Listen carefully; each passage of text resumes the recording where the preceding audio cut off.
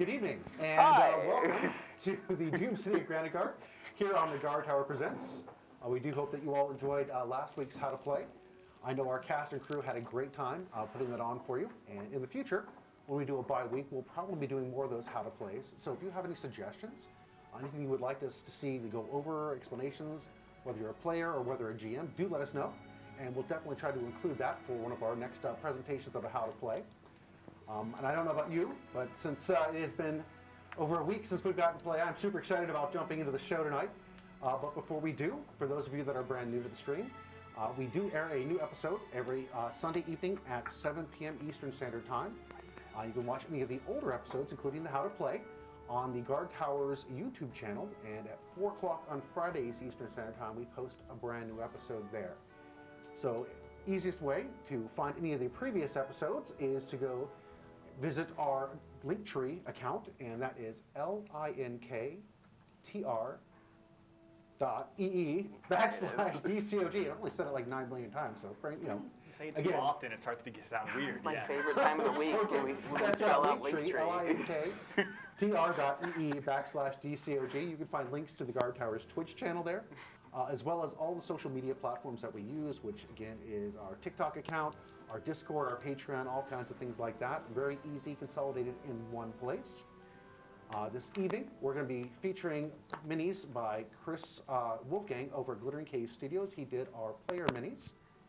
Our friend Tony Thepison has done our big bad for the evening, who unfortunately was delayed popping in last week due to mimosas and shopping trips and such. But this week, we should have a friendly, fun encounter. Nothing but good times with fluffy bunnies. Fun encounter. Friendly, fun encounter, yes, as a matter of fact. Fun loving, fun having. And I'm also super excited because Chris Fields has done some absolutely amazing enhancement pieces to our map. I can't wait to show off for you folks tonight. As you can tell, the music that we have going on is provided courtesy of Pocket Bard. And for those of you unfamiliar with that, Pocket Bard is a really fun app. You can put it on your phone, drop it on your computer. It's available at the Google Play Store and at the Apple App Store as well. I think I combined those two. I think it's just Google Play. It's on the online stores. Yeah, it's all the online stores where the cool kids are doing stuff. And it's a really simple, easy-to-use program. Even people like myself can figure out how to use it. Seamless transition into music, all kinds of sound effects, and they are always looking to add more, so keep an eye out on that. There's always new features coming out, so definitely suggest picking that up to add a little bit of magic to your own table there. And if you enjoy our show, we are going to be at Origins, which is June 21st through the 25th. And we are going to be at room A120, which is located right out in front of Exhibit Hall A. So it's super easy to find when you go down those escalators coming from the convention center. So definitely stop in and see us there. A couple of fun things just to kind of announce. We have a DM seminar that we're doing at 2 p.m. on Friday, which is a beginner level, which covers a lot of tools and tricks for you if you're just learning to get into the art of running your own game. And then at 5 p.m., we're running a more advanced Honing Your Craft seminar, which covers a lot more advanced level. It's kind of nice for those of you that want to read the refresher or want some really good pointers on where and how to run your games. And we're also looking to learn from you, so we'll be glad to answer questions and also get information from you on how you run your games. So definitely stop in and see us there. But Saturday the 24th is the night that we're all looking forward most here. And at 4 p.m., we have a team meet and greet going on where you can come out and meet all the players and the cast and crew. And then at 6 p.m., we are doing a live stream episode of the Doom City of Granitegard right there at Origins. It's going to be recorded and streamed on Sunday. But if you come and hang out with us, you'll be part of the show. And the really cool thing about that is all the tickets for all the events that we're offering are free. So it doesn't cost you anything if you're already going to Origins. Come on in and see us. You can go online right now. The super duper long email address, web address is on our chat as well as on our Discord channel. It's blah, blah, blah, blah, blah with / of my last name, Gaberle. So really good at remembering that part. But yes, you can find it at any of our online sites on that. And I think that kind of wraps up all the business. Is there anything else, Roger, that we had? Business concluded. Business concluded. Well, fantastic. Wow. Well, I'm very eager to roll some dice. Adding to my list. Fantastic.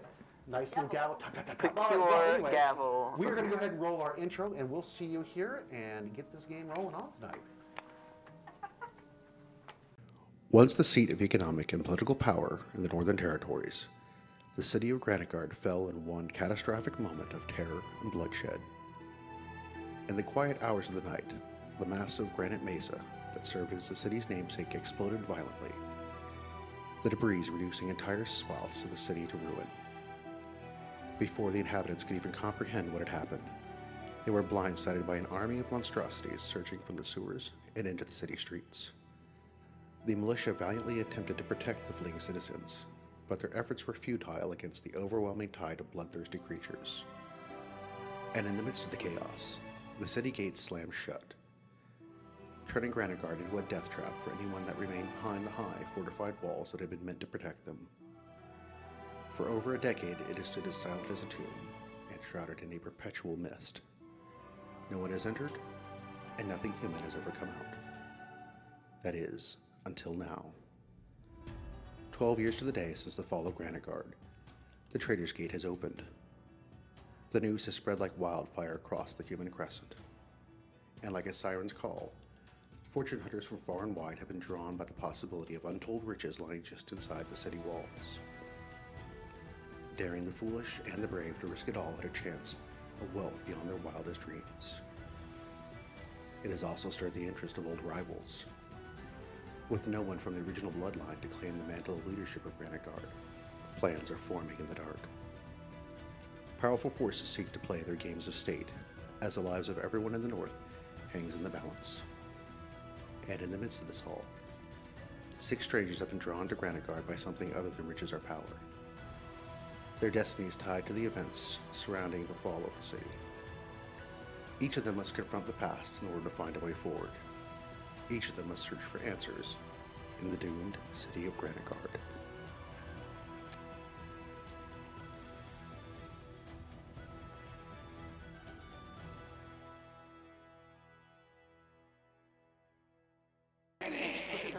That way it just slides And welcome out. back.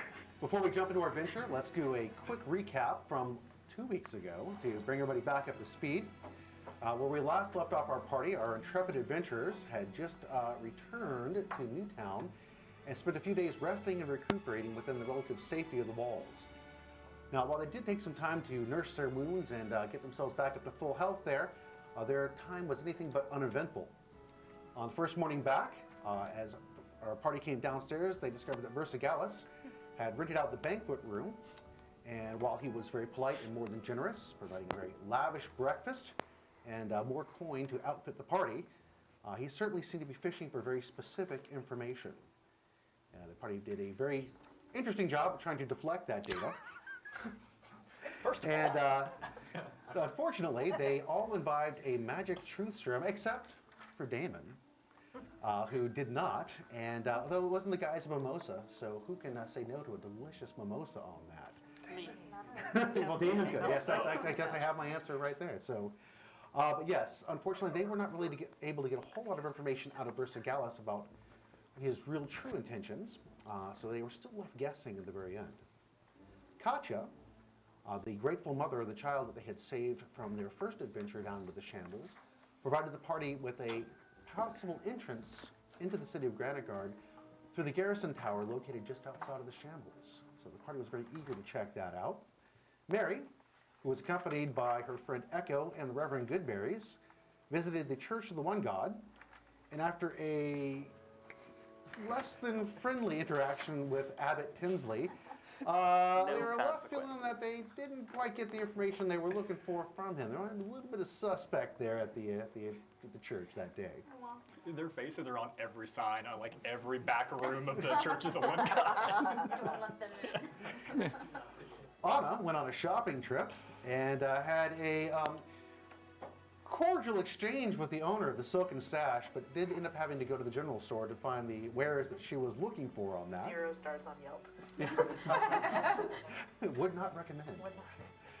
Echo discovered that he was being stalked by the young pickpocket Pavis and turned the tables on him, and took a very gentle approach to try to get the young boy to sway over to their side to help them out so they get some information on the way. We'll have to see how that turned out.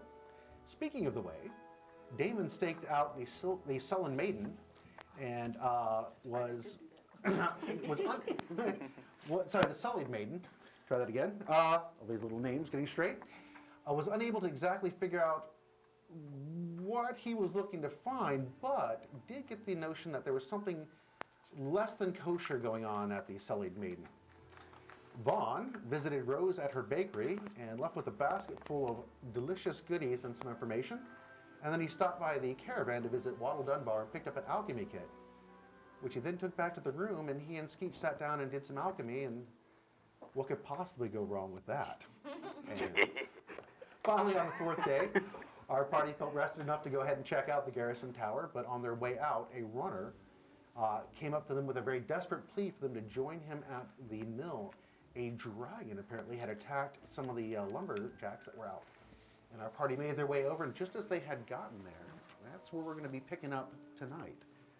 So again, you all have just arrived at the mill. There's that large crowd of employees gathered out there, and there appears to be this large, burly individual that looks to be the leader. This guy looks like he is just a redwood tree come to life. Just thick tree trunk body, massive thick arms. Again, almost like barky, rough-looking skin with his beard there, and he's like, all right, calm down now, calm down.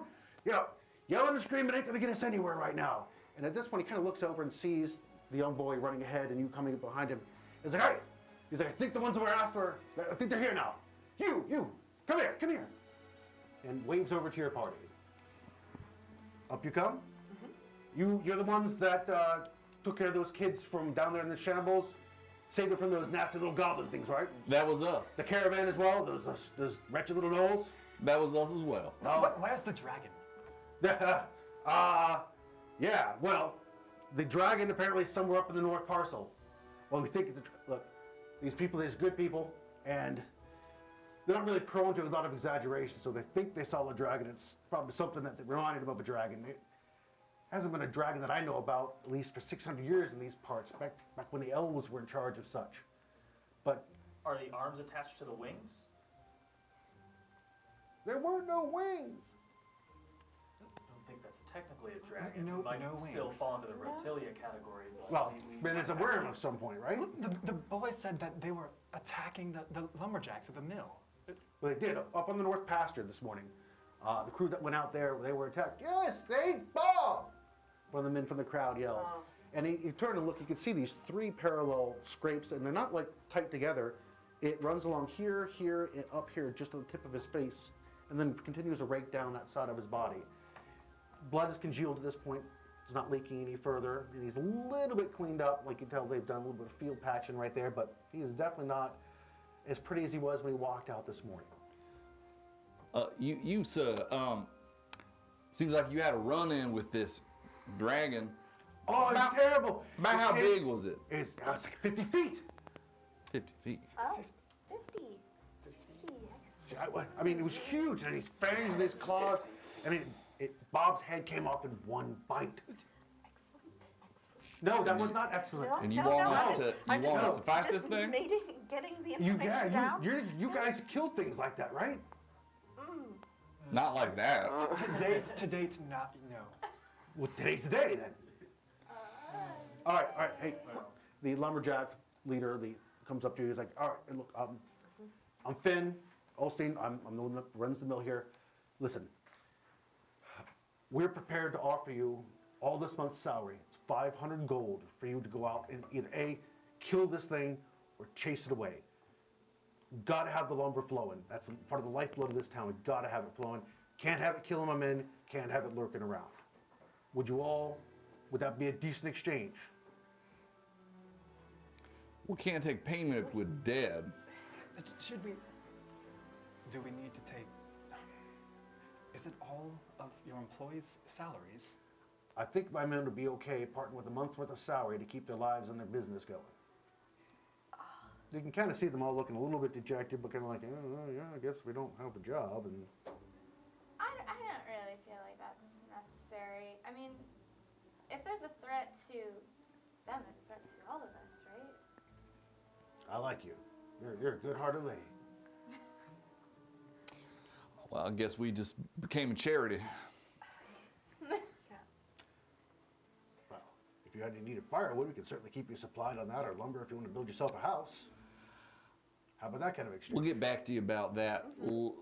I just need to be upfront with you, sir. I'm quite confident in my abilities, but dragon might be a tall order, so we're gonna do our best. But if you see us running, screaming out of here, don't be too surprised. And I think also run.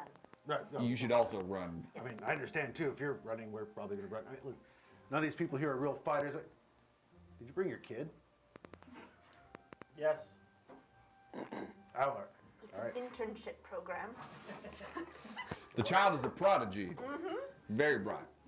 We don't pay him though. He's a what? Is this really? I will say this. Don't You know worry what? If about you how want the we kid go to get about eaten out, who things. might ask on that? You want to do it for free? That's good too. You know what, kid? Good luck to you on that. So which way to this dragon then? Okay, so as he's standing there, basically the mill is behind him. You can see where it extends out in the Wild Run River. You can see the wheels where they're turning from the river flowing past.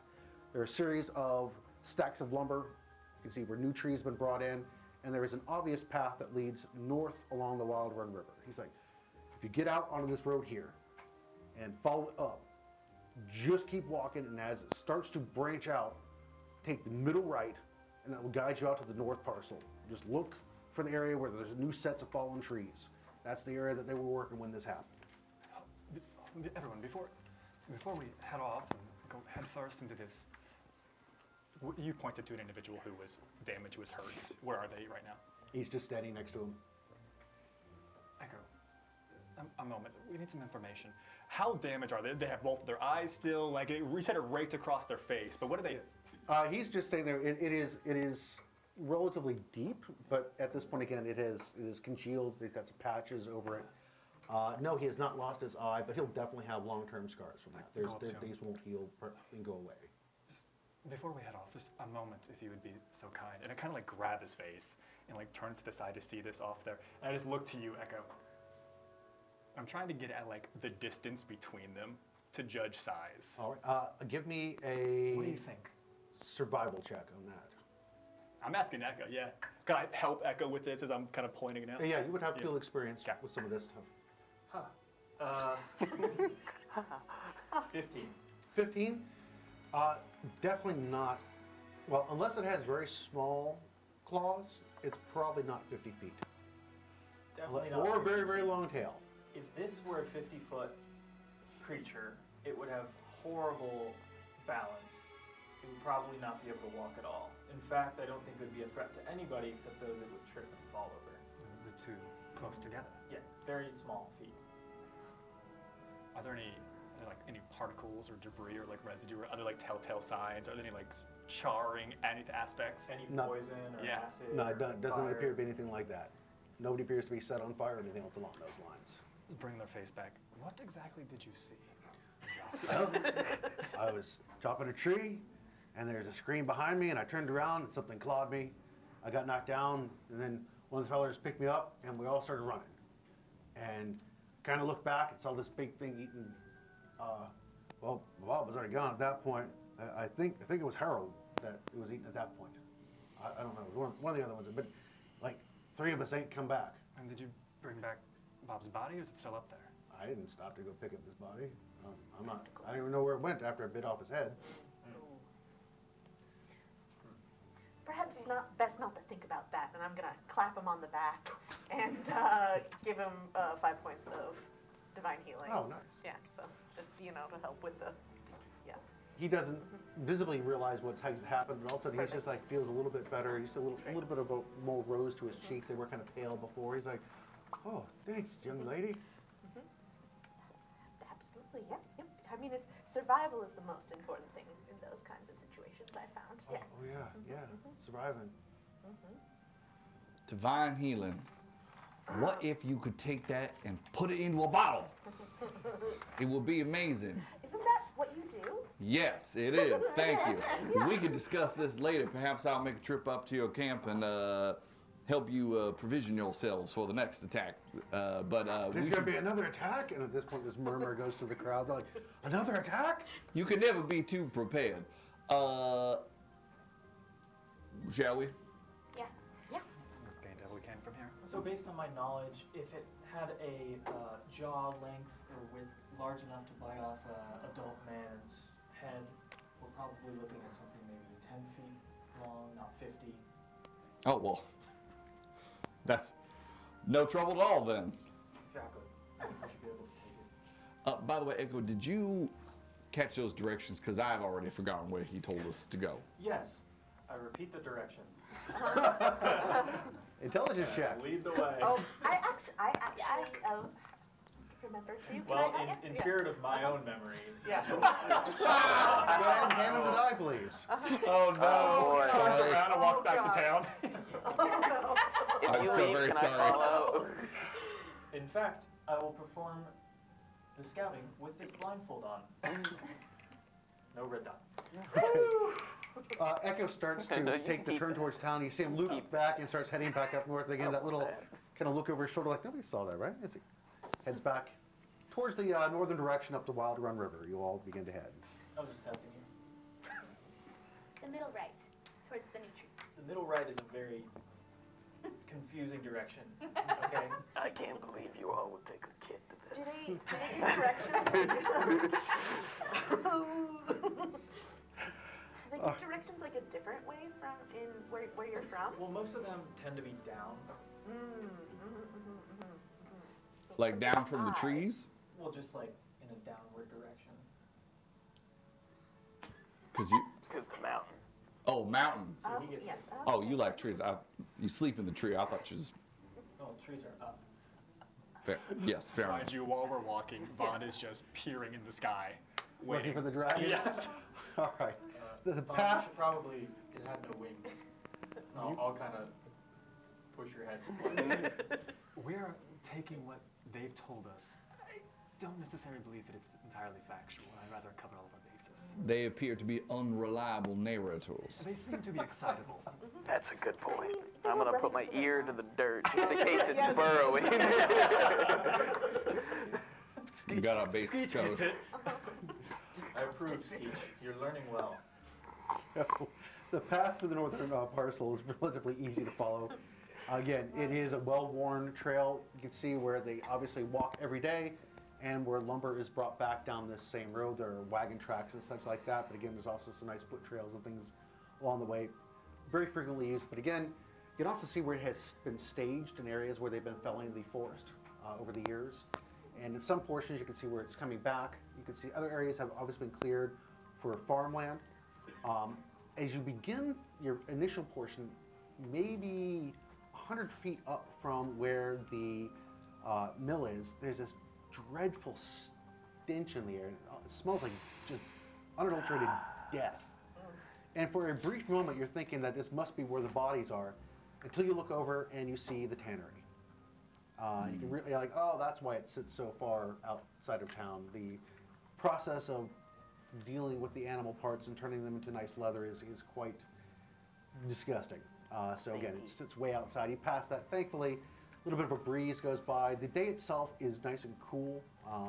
It's not super, super hot. What you do see is every so often in the clouds, there's these nice sunbeams that are drifting through lazily across the rolling hills where the forest is located. Continuing along further up past where it deviates from the Wild Run River and towards the northern parcel there are more and more trees to the left, which goes further out into the country itself.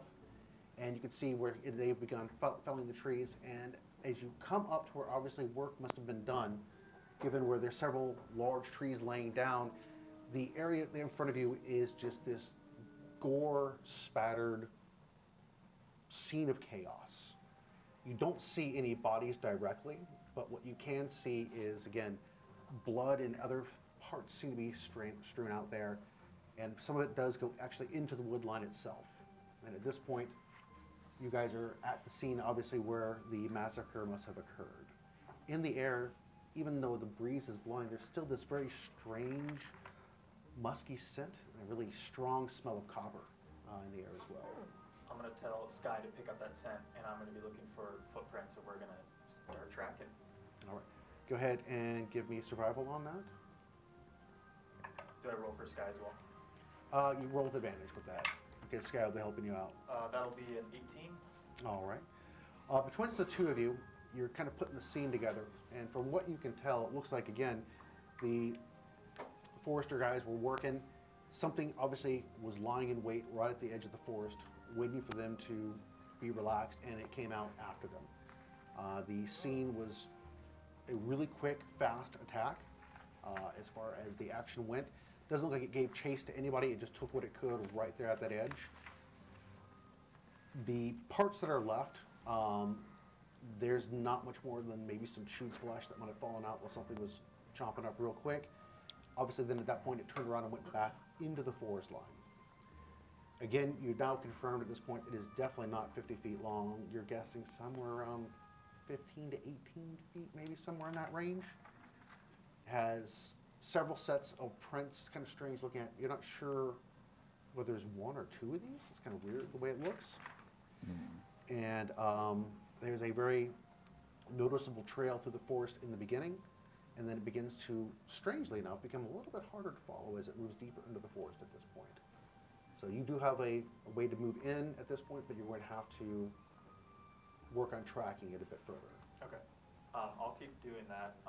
What seems to make it more difficult? Are the tracks just like less defined? Very strangely, yes, as a matter of fact. It's almost preternatural the way they seem to disappear as it moves further in.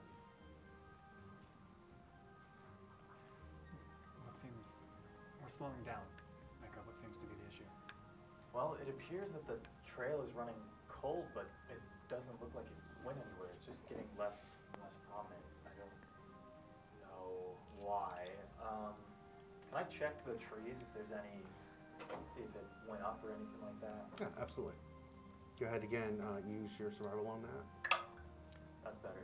26. 26, all right. It did not go up into the trees, but as you are looking at the trail that it has left, for whatever reason, this thing, maybe it's an adaptation this creature has, maybe, again, obviously an ambush hunter of some nature. It leaves less of a trail than you normally would expect something this size to leave in there. What you do see every now and then is scraped bark. You can see a branch leaf, as a branch that's been bent back, it has not quite swung back into place, and a bit of like a tail drag. Okay. It's a very strange looking tail drag as well, almost like it was dragging something heavy behind it. But it doesn't happen all that often, almost like it made a mistake here or there. But now you've got a track and your trail, and you can see where it is moving through the wood line, and you could follow it if you would like at this point. I will do so, leading the pack stealthily. All right, go ahead and give me a stealth. I think it's a 19. That'll work. All right, as Echo leads the way through the woods, I take it the heavier armored people are kind of lurking towards the back. Yeah, I think I'm gonna fall back too, just in case there's any surprises. Okay, so we have Echo and Sky at the front. Who's trailing behind? I'll be there. Okay, Skeech, you're up at the front as well? I noticed that Echo is kind of dropping down. Before we clanky people go towards the back, I touch him and I say, "Go with my blessing." Thanks, Reverend. All right, nice. I would also like to be stealthy if that's fine. I'm going to basically use you guys with Echo as well along Perfect. that. It's just kind of a group check at this point. Love that. Echo leads you all through the forest, and Sky, anytime that Skeech is starting to make a little bit of noise, Sky's kind of like right there next to him, kind of helping him along. And you come to the edge of a clearing, Echo, and you can look out and you see a homestead, and there's a split rail fence around the homestead. Looks like there might have been a barn or something. It's kind of knocked down from where you are, but outside of that, you can't see a whole lot of detail from where you are this far back into the wood line. You can just see it ahead through the woods. Would the spyglass at the Reverend help here? You can try to use that. Go ahead and give me a perception if you're going to use that. I will look and then I'll pass it off to Echo. Well, did I bring it? I need the little... You've got to turn it around, Stitch. No red dot. Yeah, I hold the wrong way. Unfortunately, there's too much foliage in the way. You would have to get closer at this point. I need to be taller. That's, again, you're kind of near the edge where the clearing is, so there's going to be a lot more foliage at this point. So that's probably the big reason that you kind of walk right into a raspberry sticker bush. No damage, but it was an eye-opening experience. Howie. You should have kept them shut. Unfortunately, as a fully grown male goblin, you'll never grow taller.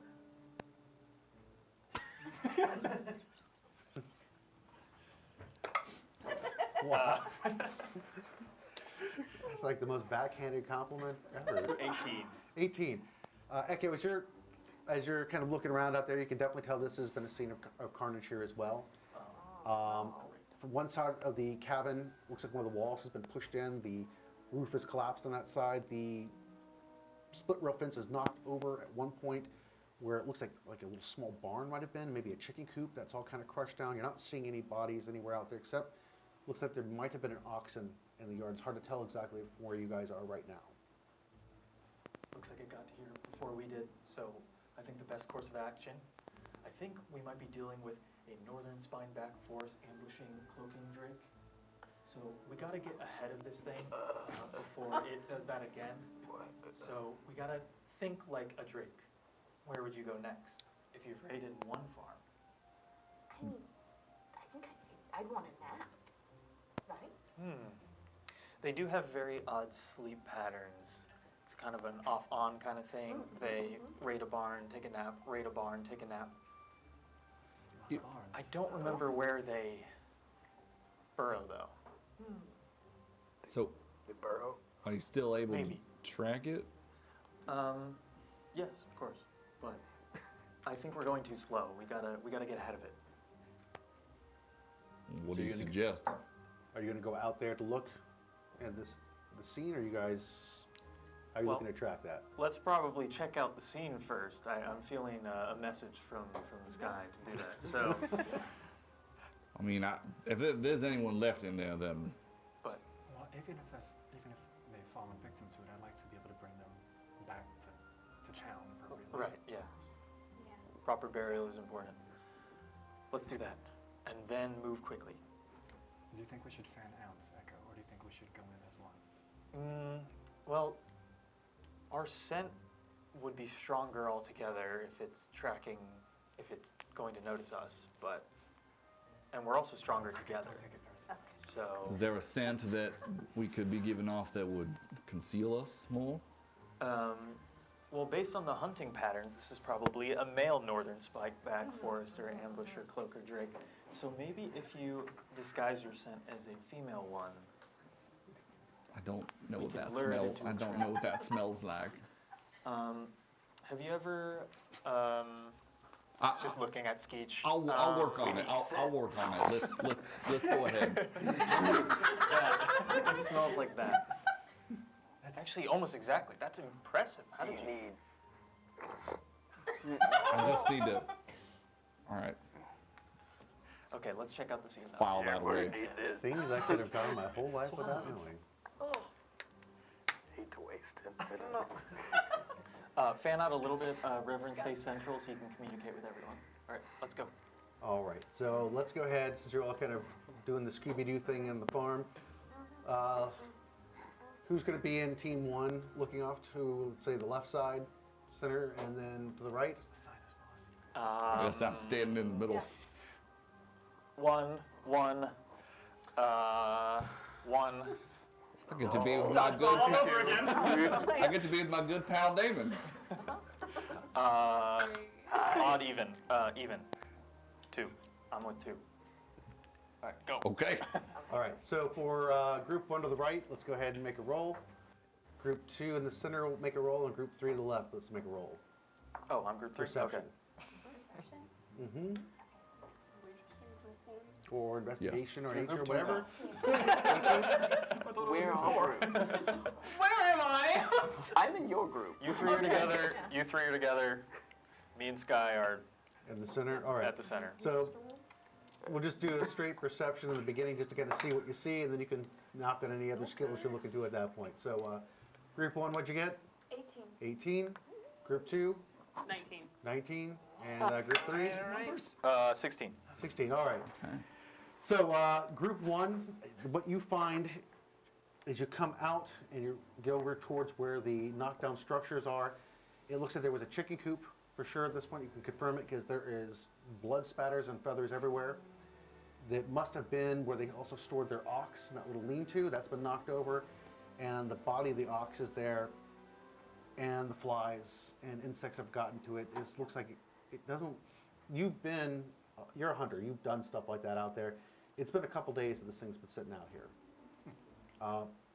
My center group, as you make your way forward towards the main path going up towards the homestead itself, the cabin, there's definitely a scene of an attack that's gone on here. A bunch of grass is torn up, and there is a pickaxe with a hand still clutching it, and a bunch of gore, and that's all that's left of whoever was holding that pickaxe there. Dang. Those of you that move towards the cabin itself, which is my last group, sitting out in front of the cabin, looks like somebody picked up a pitchfork and was trying to do a last-ditch stand. And there's a leg on the ground in front of the door, and the leg is definitely not a man's leg. Looks to be a younger boy's leg, that is just laying there again with gore. But nobody has gone inside the house. This is all you'd be moving forward. So again, obviously a scene of some sort of vicious attack at one point here. Over on our side, I said the oxen there. I want to try and see how it died. Are there other other bites into this? Anything else that would otherwise go against what we've already seen from the person that Echo and I inspected? I would say at this point you can use, I'd say use nature on it. I'll take it. 11. 11. Definitely was bitten at points. You can see where teeth have sunk in and raked across bone. There also appears to be a little bit of acid damage on it, but it looks like that was after the fact of whatever caused the death of this thing. I also want to measure the width. Probably again confirming about the same size that you're on there, about 15 to 18 feet as far as the bite pattern on this thing goes. It's quite large. Yes, damage was Does the Paranormal. dismembered hand have a ring on it or anything like that? It is the right hand, so there's no ring on that. But definitely a man's hand, looking at all of the knuckle hair, and there's just the gnarled look on it. I will leave it. Don't think they want that Again, back. it has been out here for a couple of days. Okay. Insects and wildlife have had at it a little bit. Any acid on this one? Not that you can tell on that. It does not appear. This looks like probably he died during the main attack. Obviously, he was defending the home, that sort of thing. You can tell it's a last stand again. Other group, do you have any questions or anything with your observations? Are there any, are there any marks around? And if there are, do they give off like an insect appeal, if that makes sense? The door is scraped up, like whatever this thing was trying to get through the door, could not get through the door. And then it looks like you can actually see the tracks where it went around to the side and pushed in through the side wall and got in. Why it chose that direction, it's hard to tell. Don't know what the structural weakness might have been in the building. That's obviously the direction that it went in, chose from the side. Now you get a really good view of the claw marks on the side of the cabin here. You can see where it raked and see the actual width of the claws and thing. And again, it does confirm when you were looking at the man before, this is again a creature probably about 15 to 18 feet in length. And those are some pretty nasty, gnarly looking claws on that. Can I investigate to see if this last stand was fruitful at all, to see if all of this blood seems consistent with the people that are here, or maybe check the tip of that pitchfork? Yes, definitely. The pitchfork and the pickaxe as well, I'm assuming, looking for that? Yeah, go ahead. And It's going to be a 10. 10? Yes, the pickaxe apparently did find a way home. There is some gore on the end of that axe. The spike on the pickaxe. I'll bring that back to Echo. With the hand still attached. Is there any? Well, yeah, like, that's evidence. is there any like acid damage to the building itself? Not from where you are standing at the front. We've not If I go around to the side. Go around to the side and look. Yes, there is acid spray damage on the walls, which must have been what weakened it to push in. While I'm following Damon around and we see this acid, I would like to take out a bottle and try to scoop up a little sample. Yeah, it's definitely neutralized by now, but you can scoop up some of the dissolved gore. Have we seen this acid before? I will let you go ahead and do a history roll for that. Actually, no, do a nature roll. My bad. Same thing into 6. You've seen acid before, but Sure nothing. is. I mean, it's hard for you to tell whether it's one acid or another on this particular one. Sure is some acid. It sure is some acid. Inside, you can see that it definitely is a scene of carnage, and the one thing that does stand out to you, just the way the light's kind of shining through the broken part in the roof there's a small handmade doll with this spatter of blood across it laying in the middle of the room, and outside of that there's nothing else in here. As far as, I mean, the tables have been trashed, dishes, food, look at the food containers, goblets have been broken into, and the interior of the cabin outside of that is empty. I don't think anyone else wants to see inside here. I don't think so either. And leading to the back of the cabin, so around the back side of it, you can see there is a trail into the woods as well. A trail like what we've been following, Very similar to what you've been following. not a human trail. And my chair is squeaky.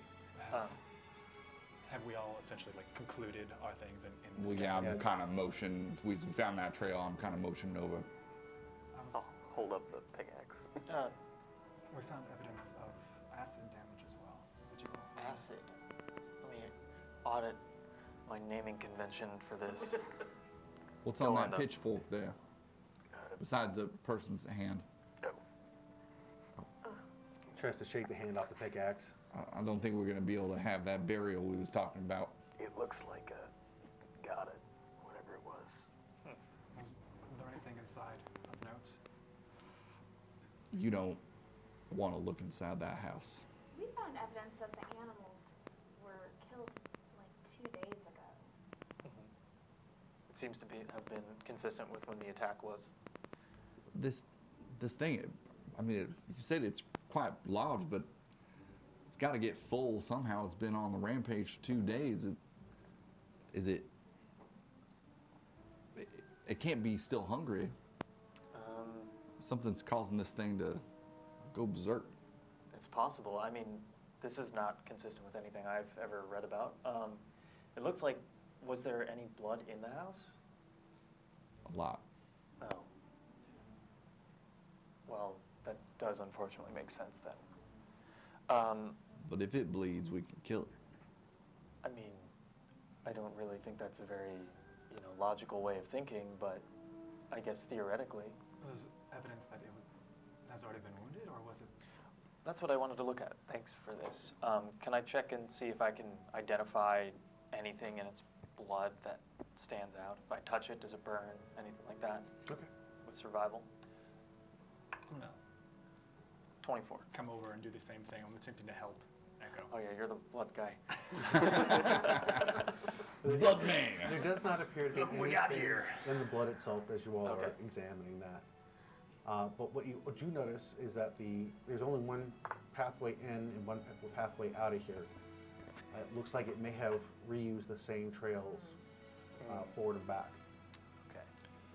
Well, since we're trying to find it, and we need to catch up a little bit. Instead of making us smell like something to conceal our movements, I could make us smell like something that would bring it in. Oh, That could work. yeah. I We like could that. smell like an ox. Yeah. So, Echo, I don't know what kind of smells your taste is different than the rest of us, but I kind of touch your, hold up your, you don't have a shield, do you? I do. Oh, hold up your shield. Touch it, and now it smells like rotten ox. A lovely bouquet. Hold that up. It's truly complex. That's so earthy. Sky's tail. There's a grassy note just to kinda it too. backs away from Echo a little bit there, like. Hey, Sky, get a trail of the blood, and if it shows up, alert us, please. I'll just stand here. just like while we're walking, did it, people who looked at the acid, did it look like it went through metal as well as walls? Just curious, just for the future. I saw it on the body of the oxen when Okay. fallen, so I can't speak to this. I collected some of it, and we're walking, I think, along the trail. I collected some of it. It looks like it's inert. Okay. The cabin itself was constructed of fallen timber, Okay. so it looks like it was pretty effective against the wood. Good. Echo or whoever is tracking, go Yeah. ahead and Good thing we ain't made I'm out of having wood. a sky track with the scent from the pitchfork. so roll with advantage. That's survival still? Mm-hmm. 25. Ooh-wee. All right. Well, this takes a kind of unexpected turn as you all are moving through the forest, come to an area where there's a small rise, and you can see where this large animal's obviously been kind of using this as a central spot. And just as you are about to continue on the trail that you see a little further on, something catches your eye, Echo, and as you move over to where the rise sits, there's a bunch of branches that have obviously been cut and stacked against this rise, and it bulges out considerably. It looks like a very large object is concealed underneath these boughs and such. It's also been kind of tucked into an area where there's a little glen of trees that have kind of grown up against the rise. I'll signal to the group and point at it. Then, remembering my shield smells like prey, I will, I'll walk towards it and motion for you guys like And this. I'm whispering to you in your ear, "You're doing great, Echo. We believe in you." Can I whisper back? Yes. I think this is a bad idea. I'm not so sure about this one. I've definitely never done this before like this. I can make Whatever's it stop. in these boughs that's in that glen is quite large. I can make it stop smelling like an ox if you want. I feel like we've committed at this point. I want to see this through. All right. Hey, Vaughn. Yes. Sorry. Yeah. Do you think now would be the time to try that thing? Looks up at the rise. Yes, possibly yes. I think quite yes. All right. Let me see it. Just passes you the hole. So I'm gonna take one of Vaughn's crossbow bolts and kind of snap the head off of it and attach something. One of your goodies? Yeah. All And right. hand it back. Go ahead and give me a sleight of hand on that. That's going to be a 12. Cool. All right. Competent job. Is there a tree nearby the... Yes, as a matter of fact, there are, where this thing is tucked against the rise, that little outcropping of trees there, it is tucked right in between the several sets of trees. There's some bushes around it as well that it obviously is obscuring whatever is tucked inside of that area. And again, it's quite large. It's definitely over 10 feet long, probably about 7 or 8 feet wide. Okay. Very quietly, I'm going to try and climb the tree to get a better look at it From the top? from the top. All right. Or you have advantage on stealth. Go ahead and give me a stealth check. Decent. 22. 22. Wow, without a sound, up you shimmy up the tree, and as you're looking down, you can see the roof of a wagon. And it's not like a regular wagon, like, the covered wagon with the fabric. This is a wooden and steel wagon sitting out here. Where is it? It's what's tucked inside of that little alcove right there by the rise. Oh, and bundled sticks are like Yeah, the boughs have been covering it cut up. to leaves and stuff to obscure it and things. Okay. You see me kind of waving my arms at you. What's going on up there? There's a wagon. I thought it was going to be the creature. Whack. Something ain't right here. No.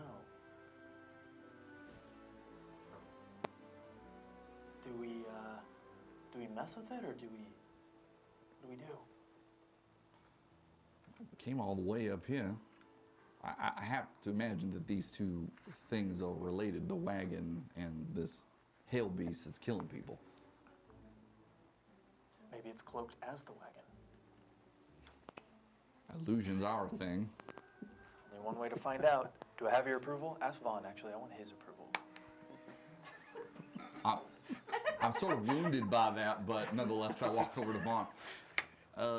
Echo is asking if he should shoot the wagon with an arrow. Does he have probable cause that it's connected to what we're tracking, or is it just practice? I think these things are related. I told him as such, but he doesn't trust me. Hey, Will, are there any shadows around, like, the wagon area? Perception check might be able to help you see anything. Don't fail me. 19. 19. As you look about, there are some shadows from the trees and such around here, but nothing that you see anywhere lurking within these shadows. And again, what you notice while you're looking at this point in time is that there's some ruts that go out towards the cleared fields, heading what would have taken you by the northern run where the town is, way past even where the farms that sit outside of the Newtown proper. And it's obvious that this trail has been obscured. Somebody has taken the time to kind of try to erase it. But as you're peeking, you're just at that right angle where you can look and see where this wagon was obviously drawn here and parked here on purpose. I shoot the wagon. Roll against the wagon's AC. No, just kidding. You strike the... It's a wagon construct. Exactly. The mimic. Your wheels arrow come is sticking out of the top of the wagon. It does not die, scream, or seem to react in any way, shape, or form to the arrow. The wagon is not a drake. It could still be a mimic, though. We should go check out the wagon, guys. Yeah, I'll shimmy down the tree and motion people to come over. It was a good shot. So everything's a mimic, right? Until Never proven know. otherwise. Yep. You're gripping the tree with your thighs? Mm-hmm. Very impressive. They taught me that when I was younger. Wow. It's very useful. I can imagine. Mm-hmm. It is, what separates us from our primate ancestors is they have the ability to grip with their feet. Can we We focus? do not. Sorry. Yeah, wagon. Right. Okay, I take it you all begin to pull the boughs and stuff away. Hold on. Can we get an overlay? It's like, and this has been a nature fact with that guy. I think that will start, and now you know. I love it every time. All right, Yeah. pulling the boughs away. This is obviously a Oh, really? wagon designed to transport an animal. You can see where there are cage, Oh. the bars and stuff that go down. There's a locking mechanism on the front. The lock itself is not there. The lock is missing, but you can see where the arm would come down and reinforce that, and the lock would be connected to it. The wheels on this thing are obviously designed to be able to go over the roadways and even into off-road a bit. It's very sturdy, pricey construction. Will somebody let this thing go on purpose? Is that what we think? Does it seem like there was an accident here? I don't know. You would have to look further. I'm just telling you what you see when you first pull the boughs away. I mean, it looks like they hid it on purpose, right? Like, if it was just an accident, why would they hide it? Damon, are you familiar with Can I locking point? mechanism? Okay. Sorry. Go I'm ahead. so sorry. No, go ahead. Can I point to where you described where, like, the wagon Absolutely. had come in? I just point to it. What is it? At first, you all don't really see what it is until, again, with Damon's assistance, as you're looking over, you can then see where that pathway goes. If, I'll tell you what, somebody wants to give me an intellect, actually no, it'd be survival. Give me a survival, somebody. If you should be able to, yeah, no, by these two more than likely. Actually, no, It's true. you would give me the survival check on this one. Okay. I apologize. You say so. 12. 12. If you continued that direction, eventually it would link up with the Traders Road.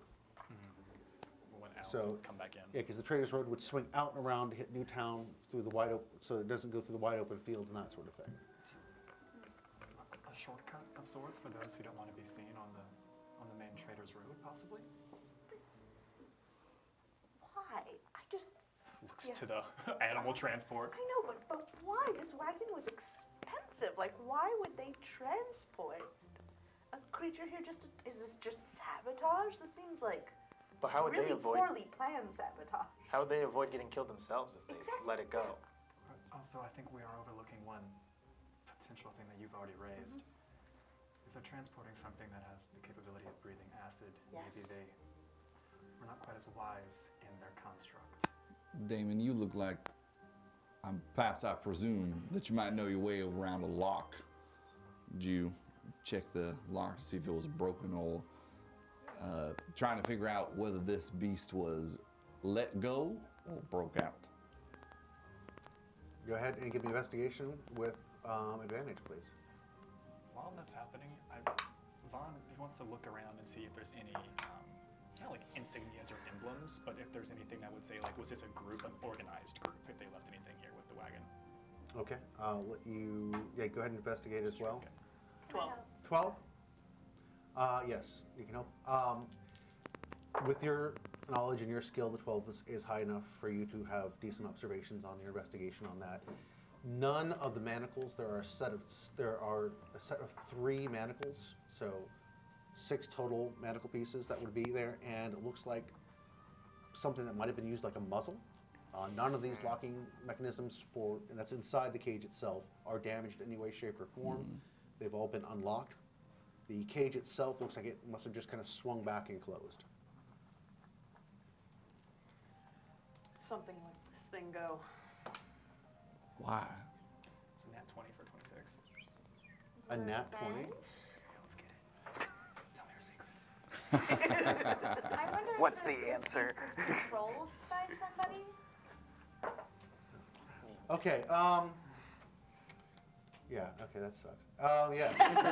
Everyone, As here's the solution. Well, you got away with it too. as Vaughn is looking all around, he kicks something and it rolls over and lands on Mary's foot. Ow! And while Mary looks down, what you see is a canteen, and on the canteen is an emblem for House Hastings.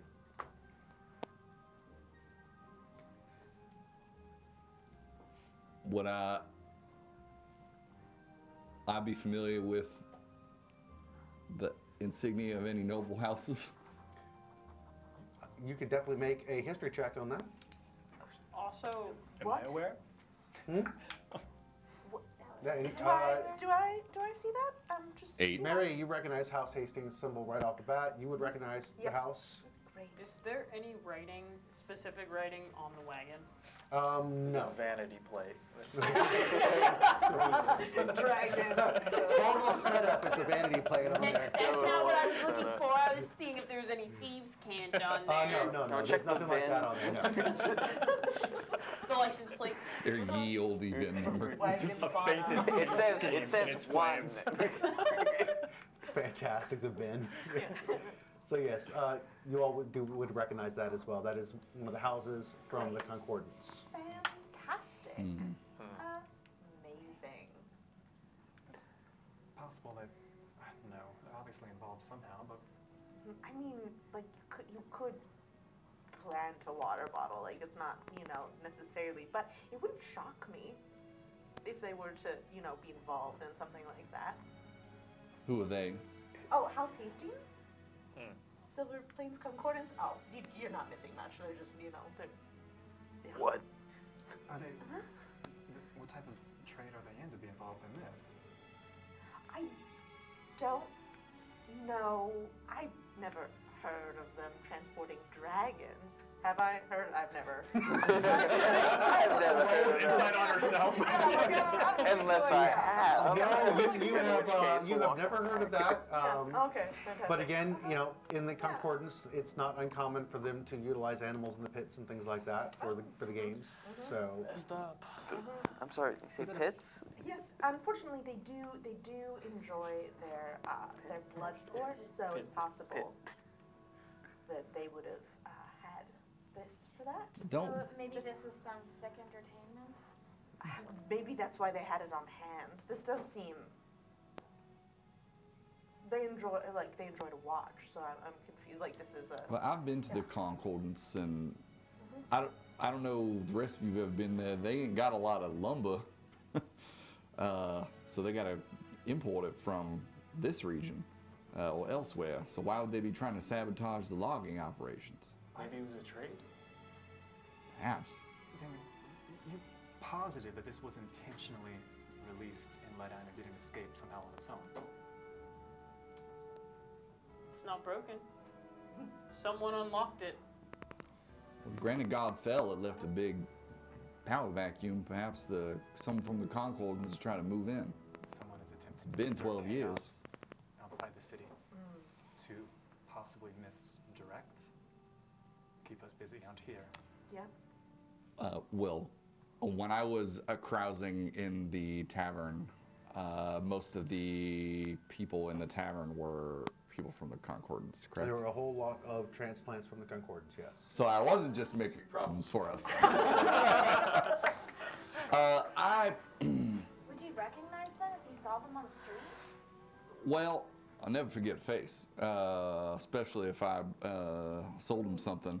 I have noticed quite a lot of people from the Concordance in Newtown. Good, excellent, yes, fantastic. That's so much information for us later, I'm sure. You're withholding something. Yes, no. I'm going to go ahead and tell you, you are not very good at lying. I'm so comfortable around you guys. Oh. Then tell us, Yeah. tell us what your concern is. I'm concerned. I've just never known House Hastings to be involved in anything good or even not terrible. Perhaps. So, Should we eradicate them? Oh. Yes, I absolutely think so, Echo. We should discuss this at length later. Yes. Now you, wait a second, Why we do all you got wanna- very upset with me a couple days ago, something like this. I'm with the Reverend on this one. That seems to be quite the jump that we've just made. Why do we don't want to think break their so. house? I mean, just disintegrate it to its very core components. Yeah. So I can break a house. Fantastic. All right. I think later we can all get together and just like brainstorm some. I mean, I think that it's, you know. What street are they on? Yes, but back to the dragon at hand. Anna, if you ever decide that you would like to get into playing cards for gambling, you should rethink it because Oh, do you think? You Okay. should read. Well, I'll keep that in mind. While we're talking, Yeah. is there any like suspicious rustling at all in like the forest or Actively not? happening. No, there isn't, but there is a very strange scent in the air. Sorry. Oh. oh, we could It probably, smells like home. Like running off? we could probably Actually, just I've pick. gotten used to it at this point. Oh well, the rest of us ain't. I think we should follow this trail because I have a feeling this is like a diversion. We should. Are you going to we should follow get the back. one trail to the forest, or talking about the one where the wagon came in? Are you referring to? Well, right. We have the creature's trail and the wagon trail. I say we put a pin in the path the wagon took to get here. I'm more interested in slaying the beast in hand. Fair enough, but it does seem like there's more afoot here than just a rampaging beast. Yeah. And it seems like one of our party is very intrigued by it. I mean. So we will be following up later about that. Oh, wonderful. It'd be such a shame if we forgot about it in the heat of the action. But yeah, let's go look for it. Noting it down at this point. Do we feel like we're walking into a trap by following the beast? Oh, absolutely. Yes, Yes. probably. Yeah. Yo. Yeah. But I what feel like other this whole choice? thing is a trap. What but other choice do we have? So that Well, if you basically assume everything's a trap, you're never going Of to course. be wrong. I'm scouting. I always go That's first. true. Echo, it's an excellent point. Tell us then, if you were the one springing this trap, how would you do it and how can we avoid it? Well, they've been careless. This creature has been careless about leaving behind clues of its whereabouts. So again, I think we should go where it would want to go, because it clearly is luring us into following it. But it's weird because it's the predator and we're following it. That is what is strange. This, to me, speaks of an intelligence higher than a creature like this would be capable of. So thinking like it is almost useless in this case. We have to think like a person who would let a dragon go, non-dragon go. Do I recall, I know this is a rural area outside the city, but do I recall where the next cluster of farms or things would be out here? Back from when you were younger, no, this area you would not be very familiar with here. Fair enough. I'm wondering if we should have two groups. One follow the beast and one follow the trail of... Are you recommending we split the party? It was a thought. If I was you, I'd go with the one with the healer. Yeah. Which one? I'm not opposed to us splitting up to cover more ground, but I still think we should be heading in the same direction. So if we split, and rather than following the trail that you've been leading us on, we kind of fan out around it, come in, make a pincer type maneuver. And you can hopefully still inspire us with a good word. Yes, always. Who's leading the charge? If it ain't broke, don't fix it. Yeah. We can keep going. If we want a pincer, I'll have Sky lead half, and I'll take the other. Her and I are on the same wavelength, so it shouldn't be an issue. And Rev, if you could be in eyesight at all times so we can communicate. I can give you the blessing again. Thank you. Okay, So- let's walk into this trap. You want to split it kind of like this. Yeah, I see. There's a path. And I'll be So in the you all middle. will have Sky, you all will have Skeech. Yep. We have speech privileges for the day. All right, just checking to figure that was the easiest way. Yeah. Okay, so I'm going to ask for a survival for your group, survival for your group, a stealth for your group, and a stealth for your group. Yeah. Both of them, okay. Great. You all get to roll without advantage on the stealth. Do we have stealth? Yes. Okay. You guys get to roll for advantage with your group. Okay. 21 for the survival, 15 for the stealth. Okay.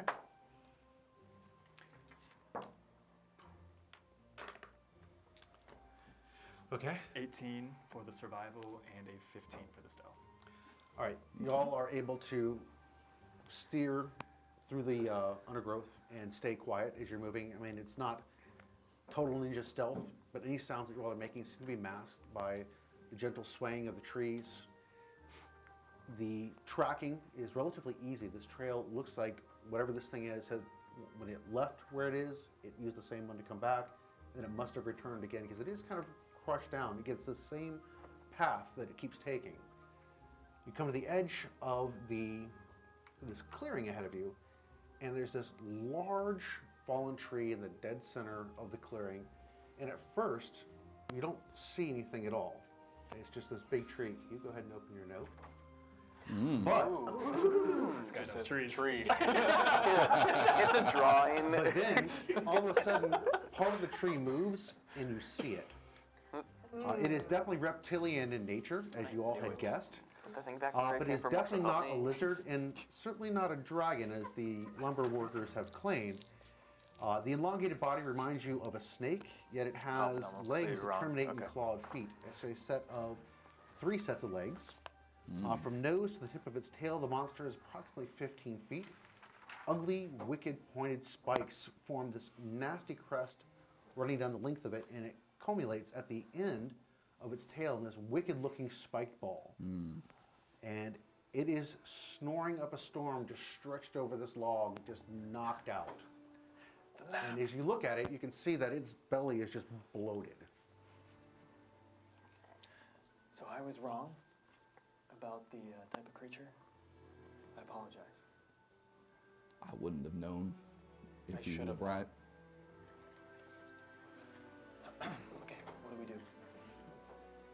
Over on our side. Yeah.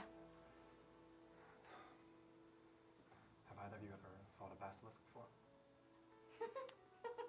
I'll take that as a no. Anna? No. This guy shakes her head. Unfortunate, but Pat In my Pat. nightmares, perhaps. This Oh, was- wait, no, so this this is is what this is. great. Wonderful. What do you know what a basilisk entails? Yes, I'm familiar with it. I've hunted these before. Oh, you have? Yes. Wow, okay. Okay. Anything, So, what do you suggest? You want, okay, understood. You want the facts. You see, it's sleeping right now, right? Mm-hmm. Its gaze is able of turning individuals into stone, petrification. Oh, shoot. Its tail as well is equally as lethal as its bite and its claws. And we've already seen that there's obvious usage of an acid spray. Essentially what I'm trying to say is distance as well as close-range combat is... When my mentor and I track these, it's important to understand you have to choose between seeing where you're attacking and staying alive. What if it was blind? If you're able to remove its eyes, sure. Needless to say, we should inform the other group of this. Capability. And the power comes from the eyes themselves, not their ability to see. How large was that wagon? It looks like this thing could have been stuffed into it very easily, given that it's long and sinuous. So that wagon, would that wagon fit inside a 15-foot cube? Yes. Okay. I am really afraid of what is about to happen. Brendan, what are you thinking? We're kind of far away from them, like at the close to their maximum range for the spell. I can hear through sky of what they're saying. We need to communicate. Oh, well, I'll blow it up. well, that's pretty cool. Don't do that. Maybe do that. I have no idea what's amazing. Well, I need a definite We're answer. distracted. I need a second to get ready. So what's going on Sky over has there been then? staring at you very intelligently this whole time. I'm diverting my gaze appropriately, as a public speaker would, between and Sky. You see Sky just... A little swish of the tail, around the head, yeah, kind of you caught see to me the kind side. of come back to. So Vaughn knows what he's talking about, but I want to hear your idea. Well, what is this thing that we're fighting? He called it a basilisk. I've These- only heard about it once in a young adult series about a young wizard boy, but I didn't pay much attention to it. I mostly just read it in my free time, which I didn't have much of. The story of Harold Potman, right? What? Warner Brothers? Well, I got a bit of an idea. Where's the hammer? Yeah, we're gonna get copyright struck. What do we think that it would go? So it sounds like we got to be very careful about how we approach this. The wagon that it came here in, if I could create an All of a illusory sudden, image of you that notice wagon. that the basilisk rolls over now on its back, and its belly is up in the air, and its tongue's kind of lolled out. I have a terrible, terrible idea. Let's hear it. I could create an explosive charge, right? I could put it in its mouth. Or rather, you would put it in its mouth, because I'm not going up there. I don't know if I feel comfortable. Sorry, keep going. Well, yeah, and then we would make it explode. Ooh, can you tell Vaughn to do the thing instead? What thing? He's got one. Oh, sure. I can't actually communicate with him. I can just hear him. Oh, I don't know Unless how he can that speak works. wolf. Well, I pull out a small length of copper thread and whisper into it. Vaughn, since you, this is the Reverend. You, it's kind of sleeping. It looks kind of Tell him to do the thing. cute, but Skeech asked to blow it up. Skeech wants to blow it up. But what I want to ask you is, do we think that there is a way that we could tame it or otherwise incapacitate it without killing it? These things are... So as the thing is laying there, you see its tongue whip back into its mouth and out and flicker. And at that point, it rolls itself back over, and the eyes open up. And it's just kind of gazing about right now and again. The tongue is darting in and out, tasting the air back in, tasting the air back in, and it turns towards your direction. And kind of shifts itself on the log, looking your direction. I immediately avert my gaze. Yep. While we have a second, you see Echo rip off a piece of cloth and start tying it around his eyes. I'm gonna do the same. And with he's this just kind of trying to Yep. catch Why his are you balance doing for a that? second. What? Why are you These things, that. Reverend, We can't look at I it. don't know. That's what Vaughn said. These things Oh, are that would've been extremely important to share. dangerous. Oh, can't look There's at it. no honor in killing a sleeping beast, but it's stirred.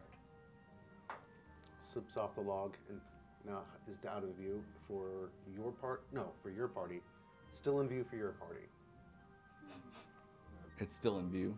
Yes, it's that big log. It is now slipped off to one side. It's kind of laying itself nice and flat. And as you see it lay itself flat against the log, it was really difficult to see all of a sudden. You know it's there because you can look at it and see it. But if you didn't know where it was, you wouldn't be able to see it. That's good. All right. I'm going to.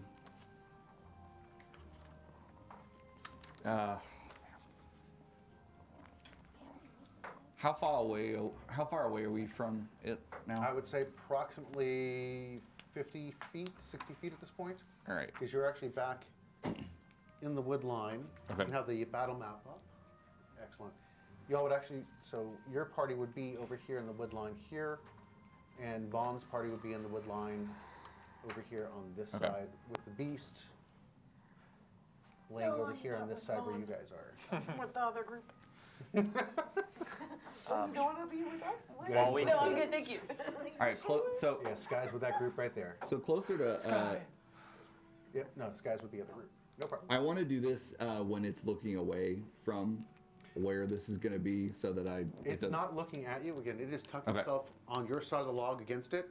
So its head is tilted length, real tight up against the log, like it's sitting in ambush at this point. I'm going to make it an illusion, but I don't want it to materialize in front of its face. I want Okay. it to materialize behind it.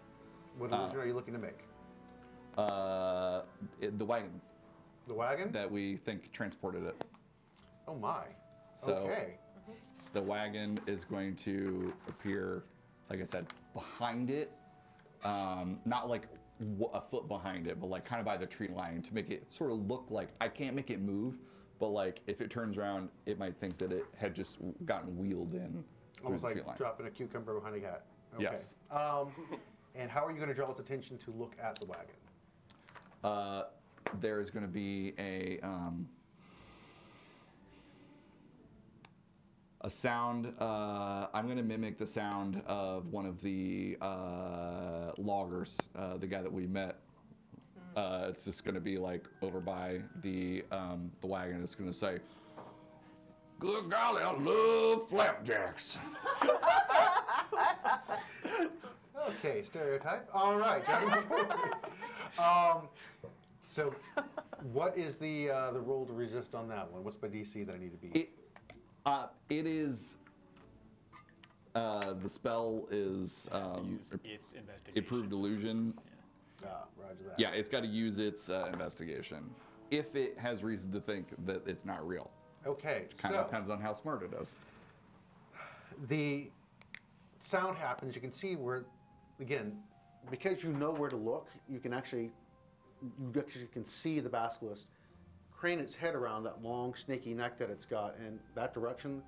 The tongue flickers out again, and you can see the face on it. Go ahead and make a perception check real quick, all three of you. Including, actually, four of you. Skeet, you're up on the team. I'm doing mine with smell. Oh man. Natural Okay. 20. Yeah.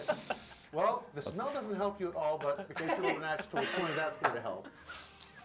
That's a 5. I rolled That's a 5. All right. 17. 17? Okay. And Skeet? 11. 11. So very Skeet distracted and the by Reverend are kind casting of clinging illusion. to each other right now in the waiting to see what this thing does. Damon and Echo notice something about the eyes. The eyes are very cloudy looking on this thing. Yes, I picked that up. And it doesn't seem to notice the wagon. Okay. Oh. It's not working. It's okay, idea. I don't think it sees it. Before things get too wild, could I possibly make a history check to think back and remember how Thresh and I killed this thing last time? Name drop. Name drop. Name drop. Write that down. Write that down.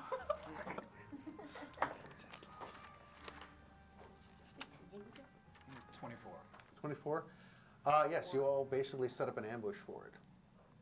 Lured it in with some food, It fell into a pit trap, and then after that, it was pretty much done. There's no time for pits. One trap. So again, Tap the sign. it is looking the direction pits. that you had your sound come off, and its tongue keeps flickering out, and the head's kind of pivoting back and forth.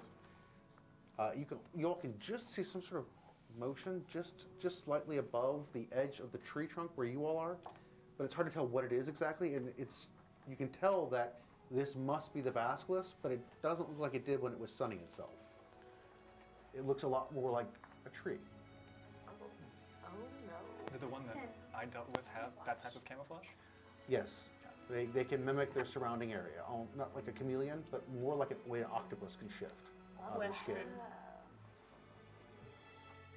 How long would it take to get over there? And follow-up question, are there shadows leading to the illusion of the wagon? So you want to get over to the wagon, or you want to get over to where the basilisk is? To the wagon. To the wagon? Well, the wagon is sitting on near the edge of the tree line, so yes, there would be shadows there. And would you say, I don't know, it'd take like 15 seconds to get over there? You could definitely accomplish that in under 15 seconds, maybe about 5 seconds. You can get from here to there. And that wagon's close enough so I could see its eyes, correct? Yes. Okay. I would like to use as a shadow, Oh. and I would like to step into the shadows and make my way over there. Say what? All right. Okay. Now you're going to try to do this without anybody noticing? Yes, All right. Go ahead and give me stealth. with advantage, right? Yep.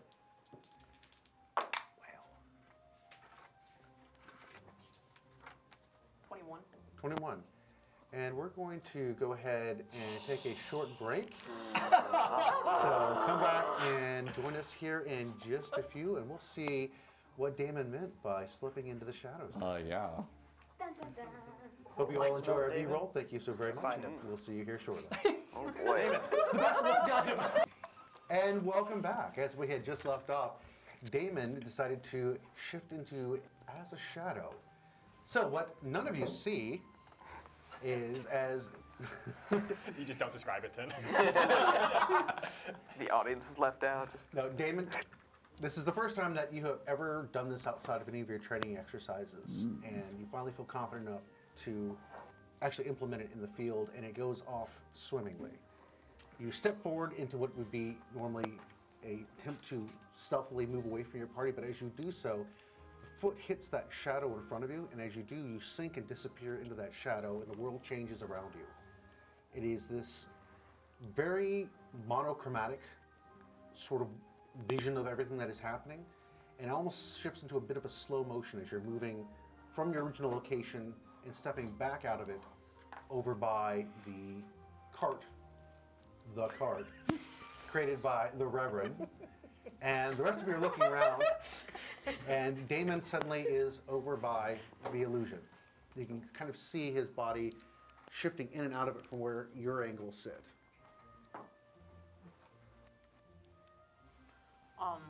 While I'm over there, I'm presuming I'm hidden by the cart.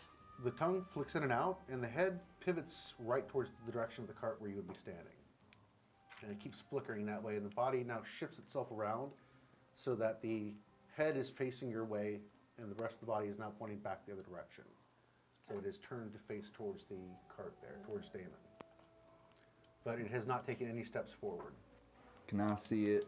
I'm not looking at it. Can I see it like that? It's seemingly noticed, Damon. Behind it, we hear a human voice that says, "I just love cutting down trees." The head whips back that direction again. The tongue flickers out real fast, flickers out again. And as it slowly begins pivoting its head back towards Damon, the tongue keeps flickering again until again it's targeted right in Damon's direction. Can we see this from our vantage point? You can see where Damon is, but you can't see where it is on the other side of the tree. How did he get there so fast? It's not like we haven't lost sight of him before. That's true. It takes 3 steps forward towards the wagon, Okay. so 5 feet. And as you can tell by the watch, it's party time.